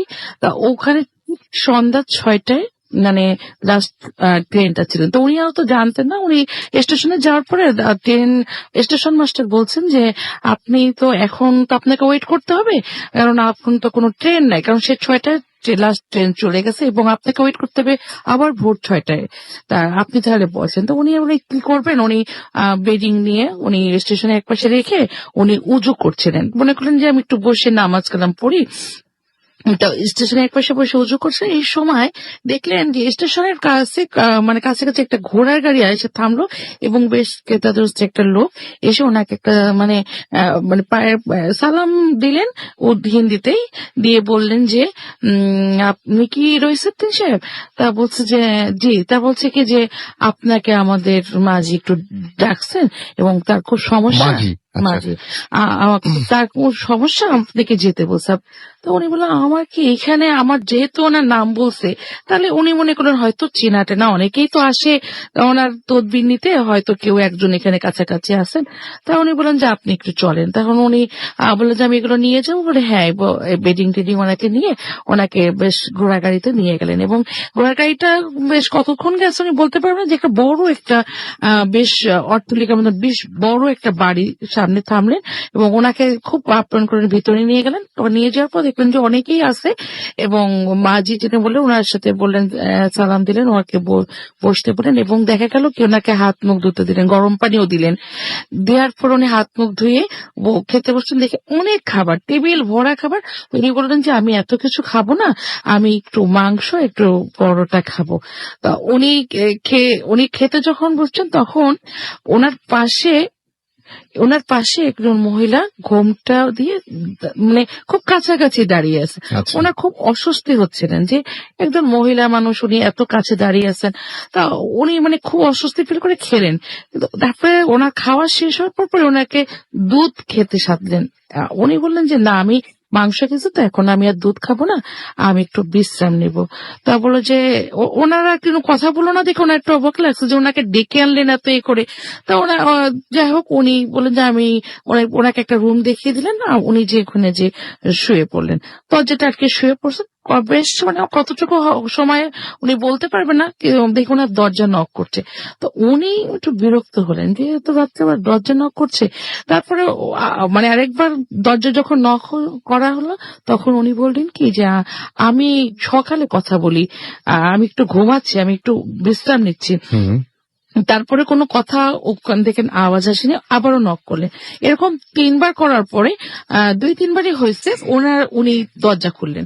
দরজা খোলার পর দেখি সেই যে ঘোমটাওয়ালা মহিলা, উনি তখন ওনার হাতে একটা বলে কি এটা ধরেন, আর আর একটা কথা ছিল আপনার সাথে, আমরা কিন্তু কেউ জীবিত না, আমরা সব মৃত, এবং আমরা 19 জন এই বাসায় পুড়ে গেছি, কি পুড়ে ধরিয়ে মারা দিয়েছিলেন গেছি। হাতে? হাতে কি ধরিয়ে একটা দিয়েছিলেন? কাগজ ধরিয়ে দিলেন এবং বললেন যে আমরা কেউ জীবিত না, আমরা সব মৃত, এবং এই কাগজের যে নামগুলো আছে আপনি তাদের নাম একটু দোয়া করে দিবেন। কি অদ্ভুত ঘটনা। একটা এই কাগজটা যে নামগুলো আছে একটু দোয়া করে দিবেন, আর আপনি এখনই এই মুহূর্তে চলে যাবেন এখান থেকে, আপনি এখানে থাকবেন না। তখন উনি তো যেহেতু এইসব ব্যাপারে উনি যেহেতু আছে ওনার পরিচিত, উনি অনেক মানে দিন পড়াশোনা সারিয়েছেন, ছিলেন, হ্যাঁ। হ্যাঁ, আর এবং এইসব ব্যাপারে ওনার যে মাদ্রাসায় যেতেন আসতেন পথে অনেক সময় অনেক রকম ঘটনা ঘটেছে ওনার, এবং সেইগুলো নিয়ে উনি অভ্যস্ত ছিলেন। তার জন্য উনি করলেন কি, ওনার কথা মতো উনি সঙ্গে সঙ্গে ওই বাসার থেকে মানে ওই অবস্থায় উনি তাড়াতাড়ি বের হয়ে পড়লেন, এবং বের হয়ে পড়ার পর দেখাচ্ছে উনি কিভাবে আসছেন জানি না, যাই হোক উনি স্টেশনে আসার পরে দেখা একটু সকাল সকাল আসতে, তখন স্টেশনে আসার বললেন কি আপনি কোথায় গেছেন? তখন উনি বললেন যে আমাকে একজন নিয়ে গেছিল, এখানে একটা বড় বাড়িতে নিয়ে গেছিল। তখন স্টেশন বলে এখানে বড় বাড়ি তো কোনো বড় বাড়ি নাই। তখন বলে কি না আমাকে নিয়ে গেছে, বলে কি না এখানে তো ছিল অনেক আগে, তা সেটা তো পুড়ে টুড়ে গেছে। তাহলে না আমি গেছি, বলে কি তখন উনি আসলে জানার জন্যই যে আসলে কি ব্যাপারটা কতটুকু কি এই জানার জন্য স্টেশন মাস্টারকে বলার পরে ওই স্টেশন মাস্টার বলেন কি যে আপনি চলেন তো কোথায় আপনি বলতেছেন। তারপরে কি যে হ্যাঁ এখানে, ওনার সাথে গেলেন, যাওয়ার পরে উনি ওখানটা দেখলেন কি একদম পুরো ফাঁকা, ওখানে কোনো বিল্ডিং ছিল না। তখন উনি ট্রেন আসলে উনি চলে আসেন, কিন্তু ওই যে নামের যে লিস্ট দিয়েছিলেন সেই সেটা নামে, ওনার কাছে ছিলেন?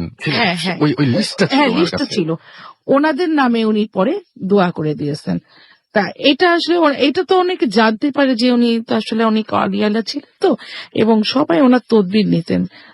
নাহলে ওনারা হয়তো অতিরিক্ত ছিলেন বা কিছু বা কি হতো জানি না, উনি হয়তো মানে বউটা বা কে এভাবে অনেক সেই ঘোড়ার গাড়িটাই বা কেন আসলো? হ্যাঁ, But কেন এটা সত্যি যে মানে সবাই ওই এলাকায় যেটা জানতেন যে হ্যাঁ। এই বাসাটা এক সময় ছিল ছিল, এবং এবং এটা আগুনে পুড়ে গেছে, কিভাবে যেন একটা পুড়ে গেছে, পুরো পুড়ে গেছে, এবং যে কজন লোক ছিল সবাই সবাই মারা মারা গেছে। গেছেন। এবং তারা কি আসলে 19 জন ছিলেন ওই বাসার মধ্যে? এইটা ঠিক জানি না, কিন্তু কিন্তু 19 ওই জনের নামের একটা হ্যাঁ list 19 ছিল। জনের নাম লেখা লিস্ট ছিল, এবং বললো যে আমরা কিন্তু কেউ, ওই মহিলা বললো যে আমরা কিন্তু কেউ জীবিত না, সবাই কিন্তু আমরা মৃত। আচ্ছা, আপনাদের এটা তাও কত বছর আগের ঘটনা হবে? এটা তো অনেক বছর আগের ঘটনা, তো আন্দাজ মানে মোটামুটি 30-35 বছর আগের ঘটনা। এবং আপনাদের সেই বাসাটা এখনো সেখানে আছে? হ্যাঁ, আমাদের নিশ্চিন্তপুরের বাসাটা এখনো আছে, এবং ওখানে ওই মামাদের মানে ওই আমল থেকে নেই কিছু জিন ও বাস করতেন উপরে আমাদের বিরাট বাড়ি, ওই উপরে জিনরা এখনো আছেন। উনি মারা যাওয়ার পরে অনেক জ্বালাতন করতেন, কিন্তু বাইরে যখন আরেকটা দুইটা হুজুর আনছিলেন, ওনাদের উৎপাত এত উৎপাত বেড়ে গেছে যে অনেক দুটা বাচ্চা মারা গেছিল, তারপরে অনেক কিছু ভাবে ওদের জ্বালাতন করতো, এবং জিনে ধরে কেঁপে মুখ দিয়ে ফেনা উঠে এগুলো যেত। সব আপনারা দেখেছেন হ্যাঁ, মোটামুটি? হ্যাঁ, এটা এবং আমি খুব প্রায় অবাক দেখা। হচ্ছিলাম যে আপনারা বলছিলেন যে ওই বাসাতে আমরা মাঝে মাঝে রূপকথার গল্পের মতো লাগে যখন হ্যাঁ। শুনি, অনেকের ঘটনা পাঠান যে চুলার ভেতরে পা দিয়ে। হ্যাঁ, আমার আম্মারা ছিলেন 7 ভাই, মানে আম্মার বাপ চাচারা ছিলেন 7 ভাই, তারা দেখা গেছে কি সবাই একসাথে ছিলেন। যারা বলতে একজন বলছে মেজো নান্না নানি আর সেজন্য বলছে কি এই মেজো একটু একটু চুলার ধারে যা, আমি আসতেছি। উনি রান্নাঘর থেকে বের হয়ে গেছে যে একটু রুটিগুলো একটু সেকে দে। তা উনি যখন আবার ফিরে আসে দেখে কি দরজার কাছে দাঁড়াচ্ছে, দেখে কি হাত পা, আমরা তো মানে গল্পে শুনতাম যে হাত পা চুলের মধ্যে দিয়ে আগুন জ্বালাচ্ছে, দেখে কি ঠিক হাত পা সব ঢুকায় ঘোমটা পরে কেঁদে নিয়ে পৌঁছাচ্ছে। তখনই উনি বুঝে গেছে যে কিছু একটা, উনি আর কোনো কথা না বলে উনি চলে আসছে। তা ওটার পর দেখা গেছে কি আর নাই, কিন্তু এরকম দেখতেনি। ওকে, আমরা আবারও আপনার কাছে ফিরে আসবো ইনশাল্লাহ। তার আগে আমরা কিছু SMS বা কিছু কমেন্ট পড়ে ফেলি। আমাদেরকে অনেকেই বলছেন, তানভীর সার্বিক আমাদের বলেছেন যে কমেন্ট পড়েন না কেন, পড়ে ফেললাম আপনার কমেন্ট। আমাদেরকে নিশান শাহিন ফেসবুক থেকে পড়ছি, তিনি লিখেছেন খুব ভালো লাগছে। সাজিব খান আমাদের SMS করেছেন এবং তিনি আরো ভয় পেতে চান। আমাদেরকে শিভাম SMS করেছেন, শুনছেন ভালো লাগছে।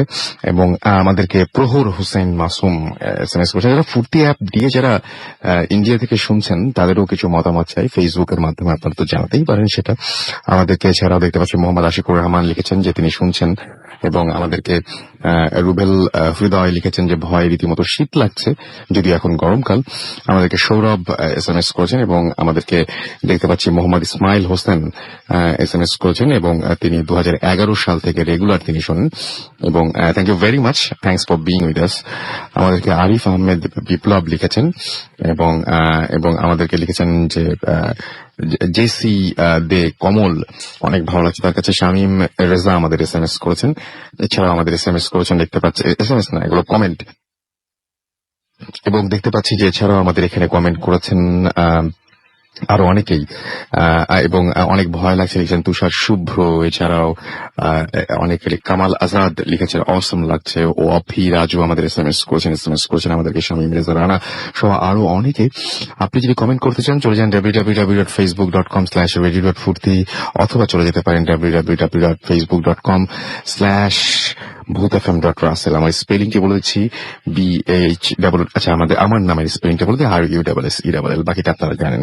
এছাড়া আমাদের যারা SMS করবেন তারা চলে যান bhutfm@radio.fm অ্যাড্রেস নিয়ে পাঠিয়ে দিন আপনার ঘটনাগুলো। এছাড়া আমাদের যারা SMS করবেন তারা চলে যান মোবাইলের মেসেজ অপশন থেকে, টাইপ করুন ফুর্তি FORTI, ফুর্তি স্পেস দিয়ে লিখুন আপনার নাম, স্পেস দিয়ে আপনার মেসেজ পাঠিয়ে দিন 9840 নাম্বারে।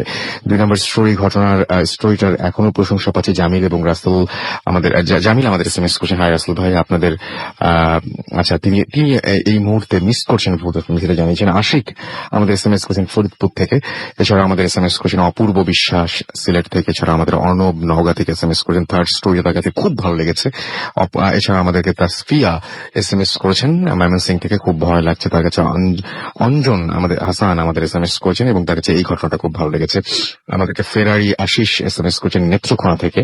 এছাড়া আমাদের SMS করেছেন অপূর্ব বিশ্বাস সিলেট থেকে। অনি গাজীপুর থেকে। অপু এবং রাখি আমাদের SMS করেছেন আমাদের শামীম। এছাড়া SMS করেছেন আলিফ উত্তরা থেকে, এবং আমাদের SMS করেছেন অপু এবং রাখি।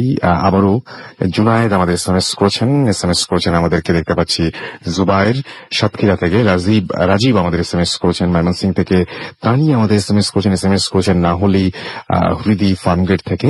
এছাড়া আমাদের দেখতে পাচ্ছি আদর্শ SMS করেছেন চট্টগ্রাম থেকে। মুকুল আমাদের SMS করেছেন রোমান রাজশাহী থেকে। বুলবুল আহমেদ আমাদের SMS করেছেন আরো অনেকেই।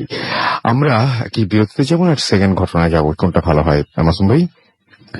সেকেন্ড ঘটনায় চলে যাই। আচ্ছা ওকে ফাইন, আমরা তাহলে আপনার ঘটনায় চলে যাই। আমি এতক্ষণ ধরে যিনি বলছিলেন তার ছেলেও আছেন আমাদের আজকের স্টুডিওতে, এবং তাদের যে বাসাটা ঢাকায়, সেই বাসাটাও কম যায় না। সেই বাসাতে অনেক ভয়ঙ্কর ঘটনা ঘটে, এবং সেই ঘটনাগুলো আমরা জানবো যে কি ধরনের ঘটনা ঘটে। এবং তারা বিশেষ করে কয়েকদিন আগে বিরাট একটা ভয় পেয়েছিলেন, আমরা সেই ঘটনাটা একটু শুনি। আপনার নামটা একটু প্লিজ বলবেন, এবং আপনি তো এসছেন ধানমন্ডি থেকে, দুজনেই আপনার ধানমন্ডি থেকে এসছেন, আপনার ঘটনাটা। হ্যাঁ লিজনার্স, আমি ফাহিম। যে এই ঘটনাটা আমার আম্মু, বোন আর আমার সাথে ঘটে যাওয়া একটা ঘটনা। এই 6 মাস আগের এই ঘটনা। জি। একদিন ওই দিনই সন্ধ্যাবেলা আম্মু নামাজ পড়তে বসে, সে একটা অসুস্থ ফিল করতে থাকে, যে কে জানি তাকে মানে জ্বর ভাব আসছে। তারপর সে প্রতিদিন সূরা ওয়াকিয়া বিভিন্ন সূরা পড়ে আমাদের ফু দেয়, কিন্তু সেদিন তার সূরা পড়া হয়নি কোন একটা কারণে। তারপরে সেদিন সে অনুভব করে যে তার পিছনে কে জানি দাঁড়িয়ে আছে। তারপর সে আমাকে ডাক দেয় সে বলে এই রুমে কেউ আসছিল কিনা। আমি বললাম না, কেউ আসেনি। তো আমি ভাইয়াকে জিজ্ঞেস করতে বললাম, কিন্তু সে বললো কি আমি আসিনি। তারপর ওই দিনই আপুর খুব মাথা ব্যথা ছিল, সে 9টার দিকে ঘুমিয়ে পড়ে মাথা ব্যথার কারণে। তারপরে রাত 11টার দিকে সে ঘুম থেকে আম্মুকে ডাকতে থাকে। আম্মু ছিল ভাইয়ের ঘরে, আর ভাইয়ের ঘরে ছিল। তখন সে আম্মু আসে, বলে ফাহিম পেপার নিয়ে কি করছে। আমি তখন আম্মু বলে ফাহিমের রুমে পড়ছে, ও পেপার নিয়ে কিছুই করছে না। তারপরে ওই দিনই খাওয়া দাওয়া করে আমরা 1টার দিকে ঘুমিয়ে পড়ি। আর ভাইয়া অসুস্থতার কারণে সে এক রুমে শোয়। আর আব্বু না থাকলে আমি ফ্লোরিং করি, আর আম্মু আর আপু আম্মুর রুমেই খাটে শোয়। আচ্ছা। আর ফ্যানটা এক পাশে হওয়ার কারণে আমরা খাটের পাশে একটা ছোট টেবিল ফ্যান রাখি। 1টার দিকে আমরা ঘুমিয়ে পড়ি। হঠাৎ একটা শব্দ শুনে আপু আর আম্মু উঠে যায়। কিছু সময় পরেই তারা কাঁপতে শুরু করে, যেরকম কারেন্ট শক দিলে যেরকম হয়। তারা কাঁপতে থাকে এবং চিৎকার করতে থাকে। আর তারপরে আপু একদম নিস্তেজ হয়ে যায়। এই নিস্তেজ হয়ে যায়। আম্মু একই অবস্থা হচ্ছে। কিন্তু আম্মু চিন্তা করতে যে আমার মেয়েকে আমি যদি খাট থেকে না নামতে পারি, আমরা বাঁচতে পারবো না। সে এবং পুরোপুরি মনে হচ্ছে যে মানে ইলেকট্রিক শক খেলে যেরকম হয় সেই একদম ব্যাপারটা সেরকম হচ্ছে। আপুকে সে আপুর হাত ধরে টান দিয়ে আমার উপর পড়ে যায়। আমি যেহেতু ফ্লোরিং করি, আমার ঘুম ভেঙে যায়। আমরা 3জনই একসাথে দেখতে পাই যে একটা আগুনের গোলা মানে ব্লাস্ট হলে যেরকম হয়, মানে পুরো রুমটা ছড়াই গেল। ছড়ে যায় খাটের পাশে পিছনে জানলা ছিল, জানলা দিয়ে বের হয়ে গেল। ও দেখে আমরা পুরো ভয়ে অনেকক্ষণ জড়ো হয়েছিলাম। আম্মু বলল, আমি সাহস করে দেখতেছিলাম যে কারেন্ট হয়েছে, ক্ষতি হতে পারে।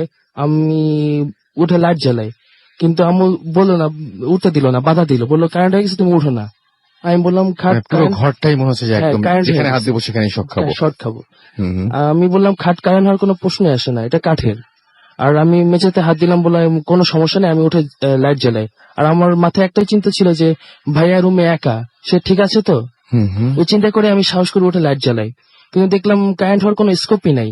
আর সবচেয়ে আশ্চর্য বিষয় যে ছোট টেবিল ফ্যানটা ছিল, ওই টেবিল ফ্যানে পাখা নেই, আর সামনের যেই খাঁচাটা থাকে ওই খাঁচা নেই। আর পাখা আটকানোর জন্য যেই স্ক্রুটা থাকে ওইটা সহ ফ্যানটা ঘুরছে। এটা দেখে খুব আশ্চর্য লাগে। তারপরে সামনে যেয়ে দেখি কি একটা কোনায় খাঁচা সহ ভাঙা পাখাগুলো এক যে জড়ো করে রাখা, মনে হচ্ছে কে জানি সুন্দর করে গুছিয়ে জড়ো করে রেখেছে। তারপরে আমি ফ্যানটা বন্ধ করি। ঘটনাটা কিছু খুব অবাক লাগে, অস্বাভাবিক লাগে। তাই ভাইয়ার রুমে যাই, দেখি ভাইয়া ঠিক আছে, ঘুমাচ্ছে। তারপরে পাশে ফোন দিই। ফোন দিয়ে এত রাতে ফোন দেওয়ার কারণে সবাই 5টা মেম্বার ছিল, 5জন মেম্বারই চলে আসে। আচ্ছা। চলে আসে। তারপরে তারা ঘটনাটা শুনে তারা সব রুম চেক করতে চায়, কোনো কেউ আসলো কিনা, চোর টোর আসতে পারে। সে সব রুম চেক করলো। চেক করে যখন আম্মুর রুমে ঢুকলো, যে রুমে ঘটনাটা ঘটেছে, তারা একটা অস্বস্তি বোধ করলো। মনে হচ্ছে তাদের গা ভারী আসছে, তারা পুরো গায়ে কাটা দিয়ে উঠছে। তারা জিজ্ঞেস করলো কি হয়েছে, পুরো ঘটনা খুলে বললাম। তারপরে তারা বললো, এই রুমে আপনারা শুয়েন না, আপনারা অন্য রুমে শোন, আর আমরা কেউ থাকবো কিনা।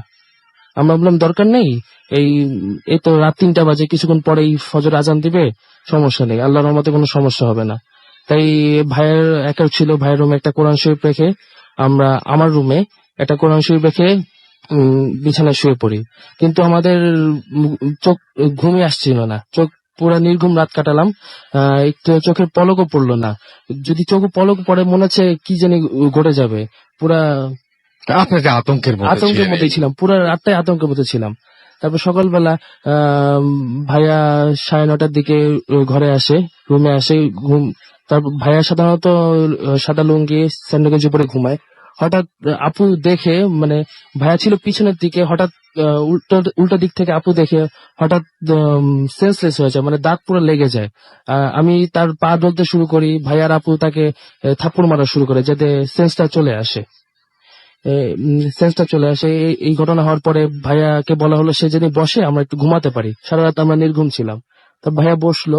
সে একটা অস্বাভাবিক জিনিস দেখলে যে আমাদের মাথার সামনে একটা চওড়া বড় দাগ আস্তে আস্তে ছোট হয়ে আসছে। চওড়া দাগ ছোট ছোট হয়ে হয়ে আসছে। আসছে আস্তে আস্তে। সে এই জিনিসটা খেয়াল করে ভিডিও করলো আর সে পরে আমাদের দেখালো। এরপরে আমরা এক সপ্তাহ এরকম কাটালাম, একজন আরেকজন সাথে থাকতেই পারতাম না। আহ, আমরা তিনজনই, বা আপু, আম্মু আর আমি, এক সপ্তাহ পুরো গোসল ছাড়াই কাটিয়েছি। এক জায়গায় গেলে, কোথাও গেলে তবে আপনারা সবসময় একসাথে একসাথেই থাকতেন, কোনো সময় আলাদা আলাদা হতেন না হয়নি। আপনারা? তারপরে আমার মনে হচ্ছে আমি যদি কোনো কাজ করতে যাই, মনে হচ্ছে সামনে দিয়ে কোনো একটা বিকৃত চেহারা আমার দিকে ধেয়ে আসতেছে। খুব ভয়ের মধ্যে থাকতাম। আর তারপরে এক সপ্তাহ পরে বাড্ডার এক মসজিদে ইমামকে ডাকা হলো ঘরে। সে ঘরে আসলো, আমাদের সবাইকে বাইরে যেতে বললো। সেই ঘটনাস্থলে, সেই রুমটায় একা ছিল আধা ঘন্টা।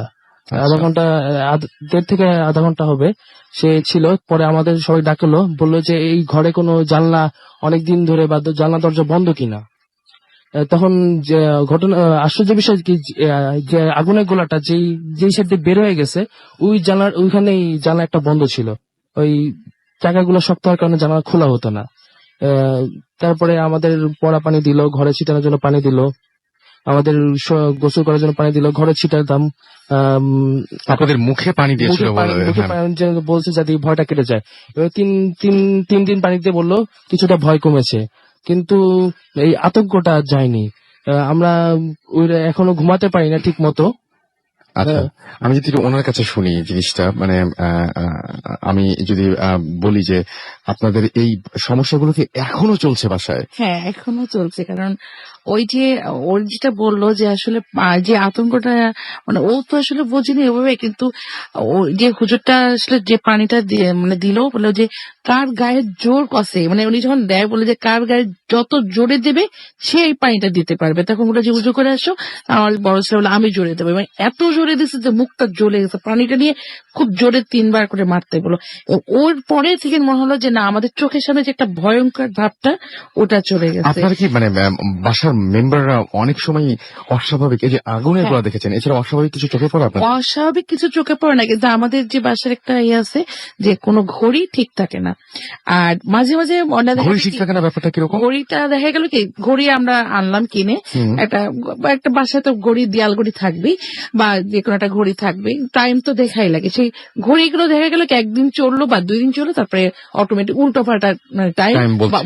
বন্ধ হয়ে যায়। দেখা গেল কি এটা হাত ঘড়ির ক্ষেত্রে হয়? হাত ঘড়ির ক্ষেত্রে হয়। যেমন আমার বোনটা মাঝে মাঝে খোলা টোলা আসলে, পরীক্ষার সময় আসে, দেখা গেল কি সে ঘড়িটা খুলে রাখছে, দেখা গেল টাইম, সে ঘড়িটাই বন্ধ, মানে সে ঘড়ি নিতে পারে না, যে যাবে, যে পরীক্ষা দিতে যাবে তার কোনো ওয়ে থাকে না। আর তারপরে এরকম অনেকেই গিফট করতো, যে আমাদের এই ঘড়ির রহস্যের জন্য সবাই খুব মজা করে গিফট করতো, কিন্তু সে ঘড়ি দেখা গেল 2 দিন পরেই নষ্ট। তারপর আমার বোন একটা দিচ্ছিল ডিজিটাল ঘড়ি, যেটা কারেন্টে দিয়ে রাখলে চলবে, সেইটাও 2 দিন পরে ওটাও নষ্ট হয়ে গেছে। কিন্তু তারপরে এই তো আছি। আর আমাদের দেখা গেল কি মাঝে মাঝে মনে হয় কি, আমাদের একটা লেদার চেয়ার আছে, কে যেন চেয়ারের পর বসলে যে একটা কচকচ করে আওয়াজ হয়, ওই আওয়াজটা মানে হয়। আর উঠে গেলেও যে একটা আওয়াজ বুঝি, সেটাও বোঝা যায় যে সেটা উঠে বোঝা চলে যায় গেল। একজন কেউ উঠে যাচ্ছে। আর মানে কেউ রাত্রে ভালো কি ফ্রিজটা কেউ টান দিয়ে খুললো, এরকম আমরা দেখিনি যে খুলছে, কেউ কিন্তু খুলছে। বোঝা যাচ্ছে যে খুলছে বা বন্ধ করছে। আর একটা এসি আছে রুমে, এসিটা অটোমেটিক চলা শুরু করে দেয়, আবার বন্ধ হয়ে যায়। মানে সুইচ না অন করলেও? সুইচ না অন করলেও দেখা গেল চলছে। আর টিভি বন্ধ করে তো শুয়েছি, এর মধ্যে একদিন টিভি বন্ধ করে শুয়েছি, আমার বাচ্চারা বলছে না তুমি ভুল করছো, হয়তো কোনো তার মানে না, বন্ধ করছি, দেখি অটোমেটিক টিভি চলতেছে রাত্রির বেলা। আমার ঘুম হয় না ওই রুমে থাকলে। আমরা সবাই মিলে যদিও শুয়ে থাকি, কিন্তু ঘুম হয় না। চারিদিকে রাত্রে লাইট জ্বালায় রাখি, আর মানে একটু শুলে একটা অস্বস্তি, মানে মনে কি কে যেন একটু চোখ বন্ধ করলাম যে কে দৌড়াদৌড়ি করছে ঘরের ভিতরে, আর সবসময় গাটা ভার হয়ে থাকে। আর আমার মেয়ে যখন আগে সত্যি, আমরা তো বুঝতাম না, কারণ বাসা তো কোনো সময় অস্বাভাবিক কেউ চিন্তাই করে না। আর আমরা যেখানে কারেন্ট আছে, দোয়াদৌড় হচ্ছে, আমরা তো এগুলো চিন্তাই করবো না যে কোনো অস্বাভাবিক, কিন্তু এটা হয়। ও সবসময় প্রত্যেকটা দিন মাথা ব্যথা করতো, এটা বুঝতাম না। এটা কিন্তু একটা সাইন। হ্যাঁ, হ্যাঁ, ও এটা কোনো সময় ও ঘুমাতে পারতো না। আর প্রত্যেকটা দিন ওর মাথা ব্যথা করতো, সন্ধ্যা হলে ওর মাথা ব্যথা, আবার সকালে উঠতো মাথা ব্যথা নেই। এরপরে ওই যখন ওই ঘরটা ছেড়ে দিল, মানে আমরা অন্য ঘরে শুতাম, এখন আমার বড় ছেলেটা নাই, ও বাইরে থাকে এখন, ওই ঘরটায় আমরা এখন সবাই মিলে, ওর বাথরুমটা, আর আমাদের বাথরুমটা ছিল বারান্দার সাথে, জানলা, বাথরুমে যে একটা জানলা থাকে বারান্দার সাথে, যার দরুন আমরা কেউ বারান্দায় দাঁড়ায় থাকতাম, এদিকে লাইট জ্বালাতাম, বারান্দায় লাইট জ্বালাতাম, আর ও বাথরুমে কেউ গেলে তখন ওই বারান্দা দিয়ে জোরে জোরে কথা বলতাম, দোয়াদর করতাম, আর কেউ বাথরুমে ঢুকতো, তাছাড়া কেউ সাহস পেত না। বাথরুমে যেত এবং না। ব্যাপারটা হচ্ছে আপনার ছেলেও উনি মানে ফাহিম, সে আমাকে ওয়ান ইয়ার এটা মানে অফ ইয়ার এটা বলছিলেন যে উনি বলছিলেন যে বাসাটা আমরা ছেড়েই দিতাম হয়তো, কিন্তু বাসাটা যেহেতু আপনাদের নিজেদের, সুতরাং কোনো কিছু করার নাই। করার নেই। এবং আপনি এটাও আমি শুনলাম ওনার কাছে যে আপনাদের ওই অ্যাপার্টমেন্টের আরো যে সমস্ত বাসা হ্যাঁ, আছে অনেকেই এটা এই বলে, complain হ্যাঁ কমপ্লেন অনেকেরই আছে। আছে এবং অনেকেই দেখেছে। তারপর উপরে একটা মসজিদ তৈরি করার পরে একবারে আসলে অনেকে ফ্ল্যাট বাড়িতে থাকলে যাটা হয়, কারোর সাথে কারোর কথা হয় না, দেখা হয় না, কিন্তু মানে সবাইটা মানে ফিল করে। দেখা গেল হঠাৎ করে একটা অনুষ্ঠান হলো, যারা হয়তো মালিক পক্ষ দাওয়াত দিল, আমরা হয়তো বললাম, দেখা গেল কি একজন বলছে যে না এরকম ঝামেলা এরকম আছে। ঝামেলা এবং আছে। আপনারা বেশ ওপরে একটা মসজিদ দিয়েছেন আপনাদের সবার জন্য, এবং জি, জি। তারপর থেকে সমস্যা এখন হ্যাঁ, অনেকটাই কম। সমস্যা অনেকটাই কম। এবং এই যে জানলা খোলা ব্যাপারটা, এই জন্য আসলে ঘর বাড়ি সবসময় খুলে বাইরের একটা সংযোগ রাখা দরকার। একদম। অনেক ধন্যবাদ আপনাদের দুইজনকেই আমাদের সাথে এরকম ঘটনা শেয়ার করার জন্য, এবং অনেক কষ্ট করে আমাদের স্টুডিওতে আসার জন্য। আমরা সময় পেলে আবার আপনাদের কাছে ফিরে আসবো। এখনো আমাদের অতিথি আরো কিছু বাকি রয়েছেন, সুতরাং তাদেরকে আমাদের নিয়ে আসতে হবে। সো সেই পর্যন্ত আপনারা ফেসবুকে ছবি দেখে বুঝতে পারছেন যে কারা কারা ঘটনা বলছেন এবং কারা কারা এখনো বাকি রয়েছেন। আমি যদি বলি তাহলে বাম দিক থেকে ফাহিম, তারপরে আমাদের এখানে আছেন রিজওয়ান, তারপরে আমরা দেখতে পাচ্ছি আমাদের এইখানে সালেকিন, এবং তারপরে রয়েছেন অভি। আমরা এখনো অভির ঘটনা বাকি রয়েছে, ফেসবুকে গিয়ে আপনারা দেখতে পারেন সেটা। আমরা একটা ছোট্ট বিরতিতে আমাদের যেতে হচ্ছে, অনেকক্ষণ ধরে আমরা ঘটনা শুনলাম। ছোট্ট বিরতির পরে আবারও ফিরে আসবো, সেই পর্যন্ত আমাদের সঙ্গে থাকুন, কোথাও যাবেন না।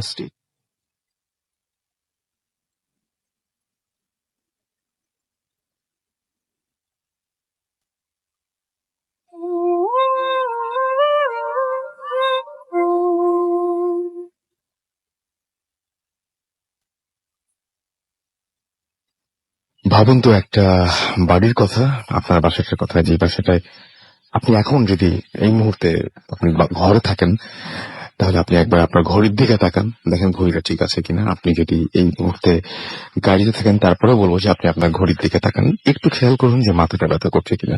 যদি এরকম কোনো কিছু না থাকে, তাহলে আপনি বেঁচে গেছেন, বেশ ভালোই আছেন। কিন্তু যারা এইরকম সময় কাটাচ্ছেন তারা খুব ভালো নেই, এটা তো বুঝতেই পারছেন। সো যারা সমস্যার মধ্যে থাকেন, যারা সমস্যা ফেস করেন, তারাই জানেন যে মুহূর্তগুলো কত কঠিন হয়ে ওঠে, প্রতিটা মুহূর্ত কত কঠিন হয়ে ওঠে।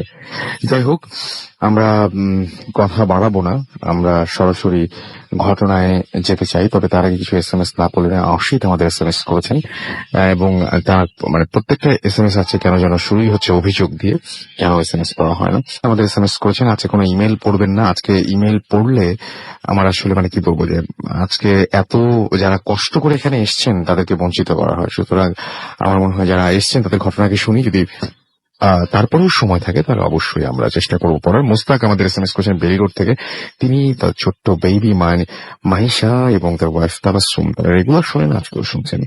ধারা আমাদের SMS করেছেন সিলেট থেকে, এবং SMS করেছেন পিয়াস ইমাম কুমিল্লা থেকে, চকবাজার থেকে SMS করেছেন তিনি, এবং আমাদেরকে SMS করেছেন দেখতে পাচ্ছি ইনাম বংশাল থেকে। থার্ড স্টোরি তাদের কাছে অসম লেগেছে। আমাদেরকে তাসমিদ SMS করেছেন, আজকের এপিসোড জোস হচ্ছে। আমি বলছিলাম যে প্রবাবলি আজকের এপিসোডটা এই ইয়ারের বেস্ট এপিসোড। এখনো পর্যন্ত আমি এতগুলো ঘটনা একসঙ্গে এত ভালো ঘটনা না পাইনি আসলে। শিমুল আমাদের SMS করেছেন কুমিল্লা থেকে, এছাড়া আমাদেরকে SMS করেছেন দেখতে পাচ্ছি মিজান পতেঙ্গা থেকে SMS করেছেন, এছাড়া আমাদের SMS করেছেন দেখতে পাচ্ছি টিম্যাথ, আমাদের SMS করেছেন দেখতে পাচ্ছি জয়, এছাড়া আমাদের SMS করেছেন তামিম, আমাদের SMS করেছেন দেখতে পাচ্ছি শিমুল, SMS করেছেন আমাদেরকে আজমল হোসেন, এছাড়া আমাদের SMS করেছেন আকাশ সিলেট থেকে। এছাড়াও আমাদের SMS করেছেন দেখতে পাচ্ছি আরো অনেকে। আপনি যদি SMS করতে চান তাহলে চলে যান মোবাইলের মেসেজ অপশনে, সেখানে গিয়ে টাইপ করুন ফুর্তি FORTI ফুর্তি স্পেস দিয়ে দেখুন আপনার নাম, স্পেস দিয়ে আপনার মেসেজ পাঠিয়ে দেন 9840 নাম্বারে। যদি আমাদের ঘটনা পাঠাতে চান তাহলে চলে যান আমাদের ইমেল অ্যাড্রেসটিতে এবং সেখানে গিয়ে মানে ইমেল অ্যাড্রেসে মনে রাখলে চলবে bhutfm@radiofutti.fm which is BHWTFM@radiofutti.fm। আপনার নাম, ঠিকানা এবং ফোন নাম্বার সহ আপনার জীবনে ঘটে যাওয়া সেরা ঘটনাগুলো পাঠিয়ে দিন আমাদের কাছে। শুরুতে অবশ্যই উল্লেখ করুন এই ঘটনা স্টুডিওতে এসে শেয়ার করতে চান নাকি আপনি চান আপনার ঘটনাটা আমি পড়ে শোনাই। যদি ফেসবুকে কানেক্টেড থাকতে চান তাহলে চলে যান www.facebook.com/radio.futti অথবা চলে যেতে পারেন আমরা চলে যাব আমাদের ঘটনায় এবং আমাদের সাথে আরো নতুন একজন অতিথি যোগ দিয়েছেন এবং মারুফ শুভ। আমরা তার কাছে শুনবো তার ঘটনা এবং তিনি এর আগেও এসেছেন, সুতরাং পরিচয় দেওয়ার সমস্যা নেই, পরিচয় দেওয়ার দরকার নেই। আমরা সরাসরি তার ঘটনায় যাব। আপনার ঘটনাটা কোথায় ঘটেছিল আমাদের একটু প্লিজ বলেন। আসলে ভাই এই ঘটনাটা ঘটেছিল সিলেটে। ওকে, আমরা শুনি ঘটনা। হ্যালো এভরিওয়ান, আমি মারুফ শুভ, মিরপুর থেকে এসেছি। আজকে আপনাদের সাথে আমি যে স্টোরিটা শেয়ার করব সেটা আমার এক সিনিয়র ভাইয়ের কাছ থেকে শোনা। ঘটনাটা ঘটেছিল সিলেটে। সো সে আমাকে যেভাবে স্টোরিটা বলেছে আমি আপনাদের সাথে ঠিক সেভাবে শেয়ার করছি। আমরা গ্রামীণ ফোনের বন্ধু গ্যারেজের সাথে একটা সাইকেল রাইডে গিয়েছিলাম এক্সট্রিম ট্রেনে। তো সেখানে যাওয়ার পর জায়গাটাকে কোনো কিছু না বলবো না প্লিজ। বন্ধু গ্যারেজ থেকে আমাদেরকে যেখানে রাখা হয় একটা কটেজে রাখা হয়। তো আমরা তারপরে সেই কটেজে যে কেয়ারটেকার তাদের সাথে আমাদের পরিচয় হয়, তার নাম হচ্ছে প্রফুল্ল দেব বর্মা। সে আমাদেরকে যেটা বলে যে আপনাদেরকে এমন একটা জায়গায় নিয়ে যাব আজকে সন্ধ্যার পর আপনার রাইড দিয়ে আসলে, যে সেখানে আপনারা অনেক, আমার মনে হয় যে আমরা নাম, জায়গার নাম, প্লেসটা কোনো কিছু না বলি। জি জি, একটা জায়গা দেখাতে নিয়ে যাব যেটা টি গার্ডেনের ভেতরে, যেখানে হিন্দুরা পূজা করে। আর সেখানে আপনার অনেক টাইপের জিনিস দেখতে পারবেন যেগুলোকে আপনারা ভূত বলেন। তারপর আমরা এই জিনিসটাকে ফার্স্টে এতটা গায়ে লাগাই না। তারপর আমরা রাইডে চলে গেলাম।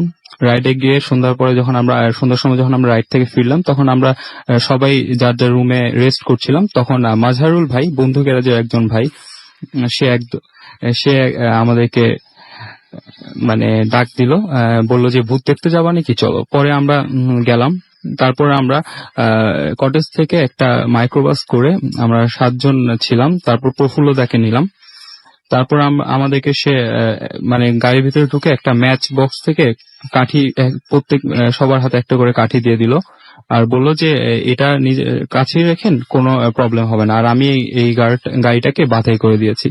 তো আমরা রওনা হলাম। একটা টি গার্ডেনের ভিতর দিয়ে আমরা যাচ্ছিলাম। তো আমরা যখন যাচ্ছিলাম তখন প্রফুল্লদা আমাদেরকে একটা জায়গায় দাঁড় করালো। দাঁড় করিয়ে সে আমাদেরকে বললো যে ডান দিকে একটু তাকিয়ে দেখেন, কিছু দেখতে পান নাকি ওই বট গাছটার মধ্যে।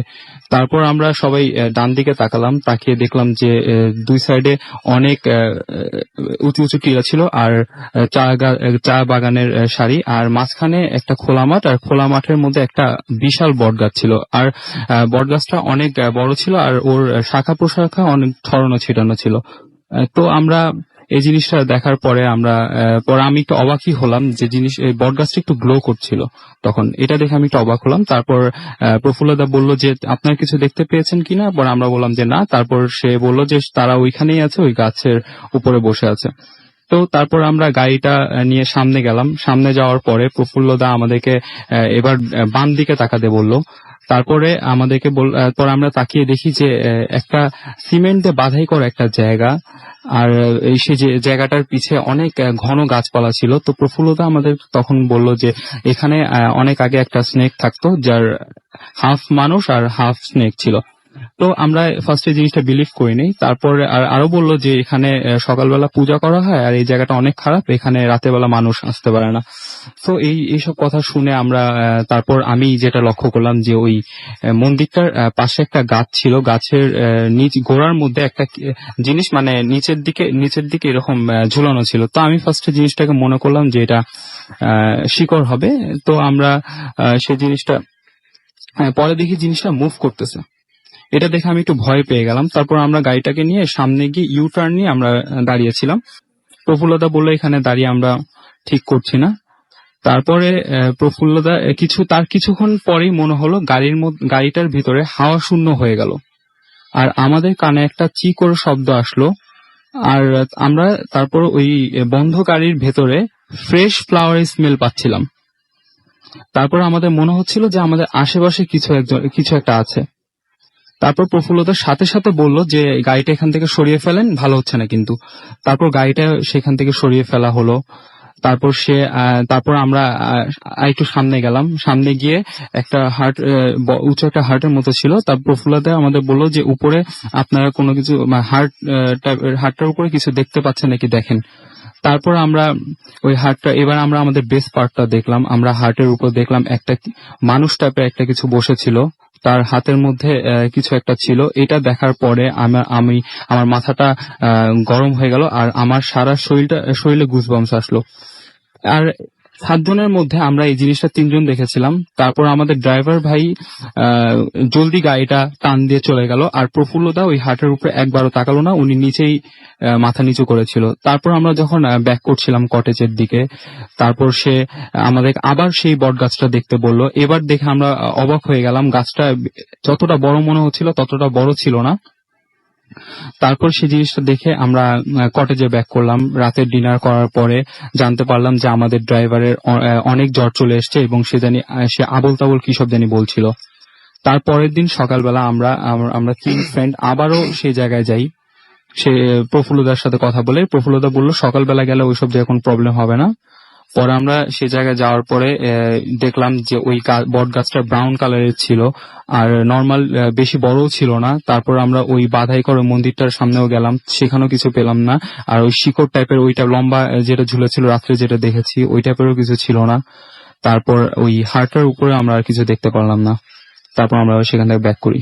এটাই ছিল অনেক আমার ধন্যবাদ আপনাকে আপনার ঘটনার জন্য। আমরা দেখতে পাচ্ছি যে আমাদের এইখানে SMS করছেন শাহরিয়ার আহমেদ সাকিব, এবং তিনি বলছেন যে ছুটির সাথে ভূত FM না শুনলে তার ঘুমই হয় না সারা রাত।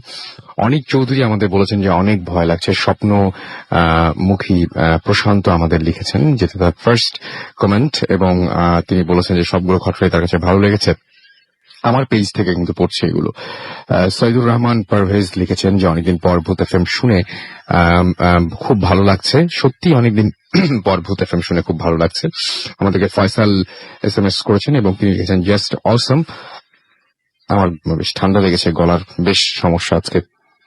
দেলোয়ার হোসেন আমাদের SMS করেছেন এবং তিনি বলেছেন যে ভূত FM কি কোনো মসজিদের ইমামদের আনা যায় না, তাহলে ভালো হতো। আপনি কি লাস্ট এপিসোডটি মিস করেছেন? আপনার কাছে প্রশ্ন থাকলো, কারণ লাস্ট এপিসোডে আমাদের সাথে একজন ইমাম সাহেব ছিলেন।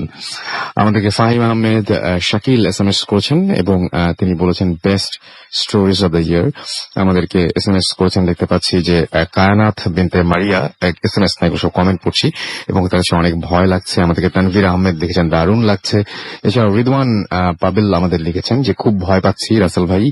আমাদেরকে এছাড়াও বর্ণা খান লিখেছেন ভয় লাগছে খুব। নিশান খান আমাদের লিখেছেন আমি এবং আমার ওয়াইফ ইসানা ভূত FM শুনছি, কমেন্ট করতে করতে ঘুমিয়ে পড়ছি, কিন্তু কমেন্ট পড়া হচ্ছে না। লিখেছেন আলামিন আপনি তো মানে কি বলবো, কমেন্ট কখন পড়া হবে এর চাইতে বেশি মনোযোগটা গল্পে দেন। আপনার কমেন্টের পড়ার সময় ডেফিনেটলি পড়বো। আসলে সবকিছু পড়ার সবসময় সুযোগ হয় না, বাট চেষ্টা করি। আবার বেশি পড়লে দেখবেন যে আপনাদেরই বিরক্ত লাগছে। নির্মল রয় নীরব আমাদের SMS এখানে কমেন্ট করেছেন এবং তিনি আমাদেরকে লিখেছেন যে কমেন্ট পড়া হচ্ছে না। আমাদেরকে এছাড়াও দেখতে পাচ্ছি আচ্ছা তিনি লিখেছেন সাভার থেকে, এবং এছাড়াও দেখতে পাচ্ছি নবীন আহমেদ লিখেছেন আজকের ঘটনাগুলো দারুণ। আজকের দারুণ ঘটনাগুলো শুনে আমার নিজেরই ভূত FM অংশগ্রহণের অভিজ্ঞতা মনে পড়ে যাচ্ছে, এবং সেদিনও ঘটনাগুলো বেশ ভয়ের ছিল। সময়টা ছিল 18 এপ্রিল 2014, এবং আজও মনে পড়ে শেষ করে বাড়ি ফেরার সময়টা ছিল প্রায় রাত 3টারও বেশি। সেখানকার ঘটনা এবং ভৌতিক কিছু ঘটনা শুধুই সময়, আচ্ছা সেখানেও ঘটনা, জীবনে ভৌতিক কিছু ঘটা আসলেই শুধু সময়েরই ব্যাপার। ওকে, আমাদেরকে এছাড়াও অর্ণব আহমেদ লিখেছেন নাইস রাসেল ভাই, এছাড়াও এমডি মিরাজ খান আমাদের লিখেছেন ভয় লাগছে। নাইমুল আল হাসান আমাদের লিখেছেন যে ইমেল চাই, ইমেল পড়ো না কেন, আজকে টাইম পাইনি ভাইয়া, নেক্সট ফ্রাইডে, সেই ফ্রাইডে তো অবশ্যই পড়বো। এবং সেই ক্ষেত্রে আরো একটা কথা জানিয়ে রাখি যে এই উইকে এই ঘটনার চাইতে ভালো ইমেল আমার কাছে নাই আসলে।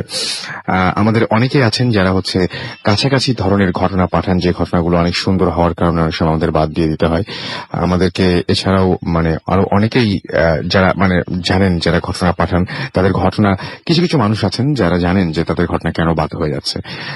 এবং আমি মানে যদি এই ঘটনাটা কোথাও প্রকাশিত হয়ে থাকে বা এই ঘটনাটা অন্য কারো হয়ে থাকে, ডেফিনেটলি সেটা আমরা পড়ে শোনাবো না বা সেটা আমরা সিলেক্ট করবো না, এটা একটা ব্যাপার কিন্তু। এবং আপনারা জানেন যে ঘটনাগুলো যারা পাঠাচ্ছেন এরকম তারা জানেন, এবং সেই জন্য আমাদের অনেক ঘটনায় বাদ দিতে হয়।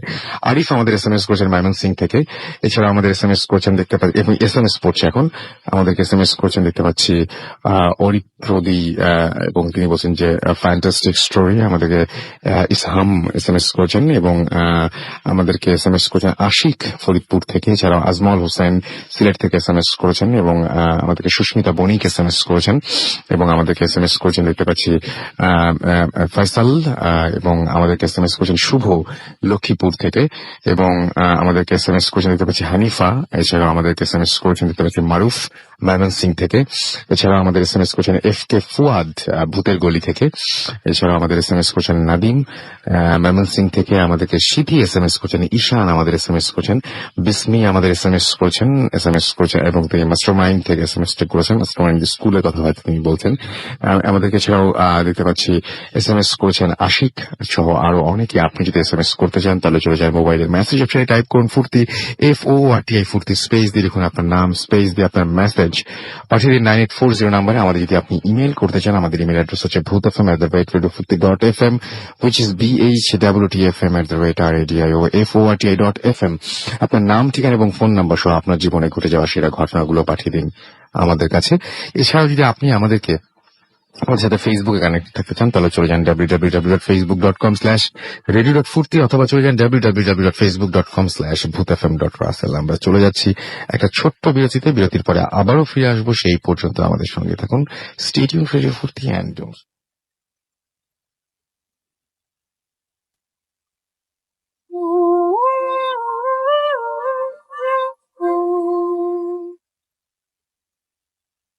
Welcome back. শুনছেন সবসময় রেডিও ফুর্তি 88.1 FM, বাংলাদেশের সর্ববৃহৎ রেডিও নেটওয়ার্ক। আমি রাসেল আছি সাথে, এবং সরাসরি কথা না বলে চলে যাব ঘটনায়। এবং ছোট্ট একটা ঘটনা শুনে দিয়ে আপনাদেরকে, আপনার নামটা প্লিজ একটু বলবেন, কোথা থেকে এসছেন? হ্যাঁ রাসেল ভাই, আমি রনি শাহ বলছি, মিরপুর পল্লবী থেকে এসেছি। তো কি ঘটনা ঘটেছিল আপনার একটু বলেন যদি। আচ্ছা, যেটা হচ্ছে যে আমার এক বেস্ট ফ্রেন্ডের সাথে ঘটনাটা ঘটে যাওয়া একটি ঘটনা।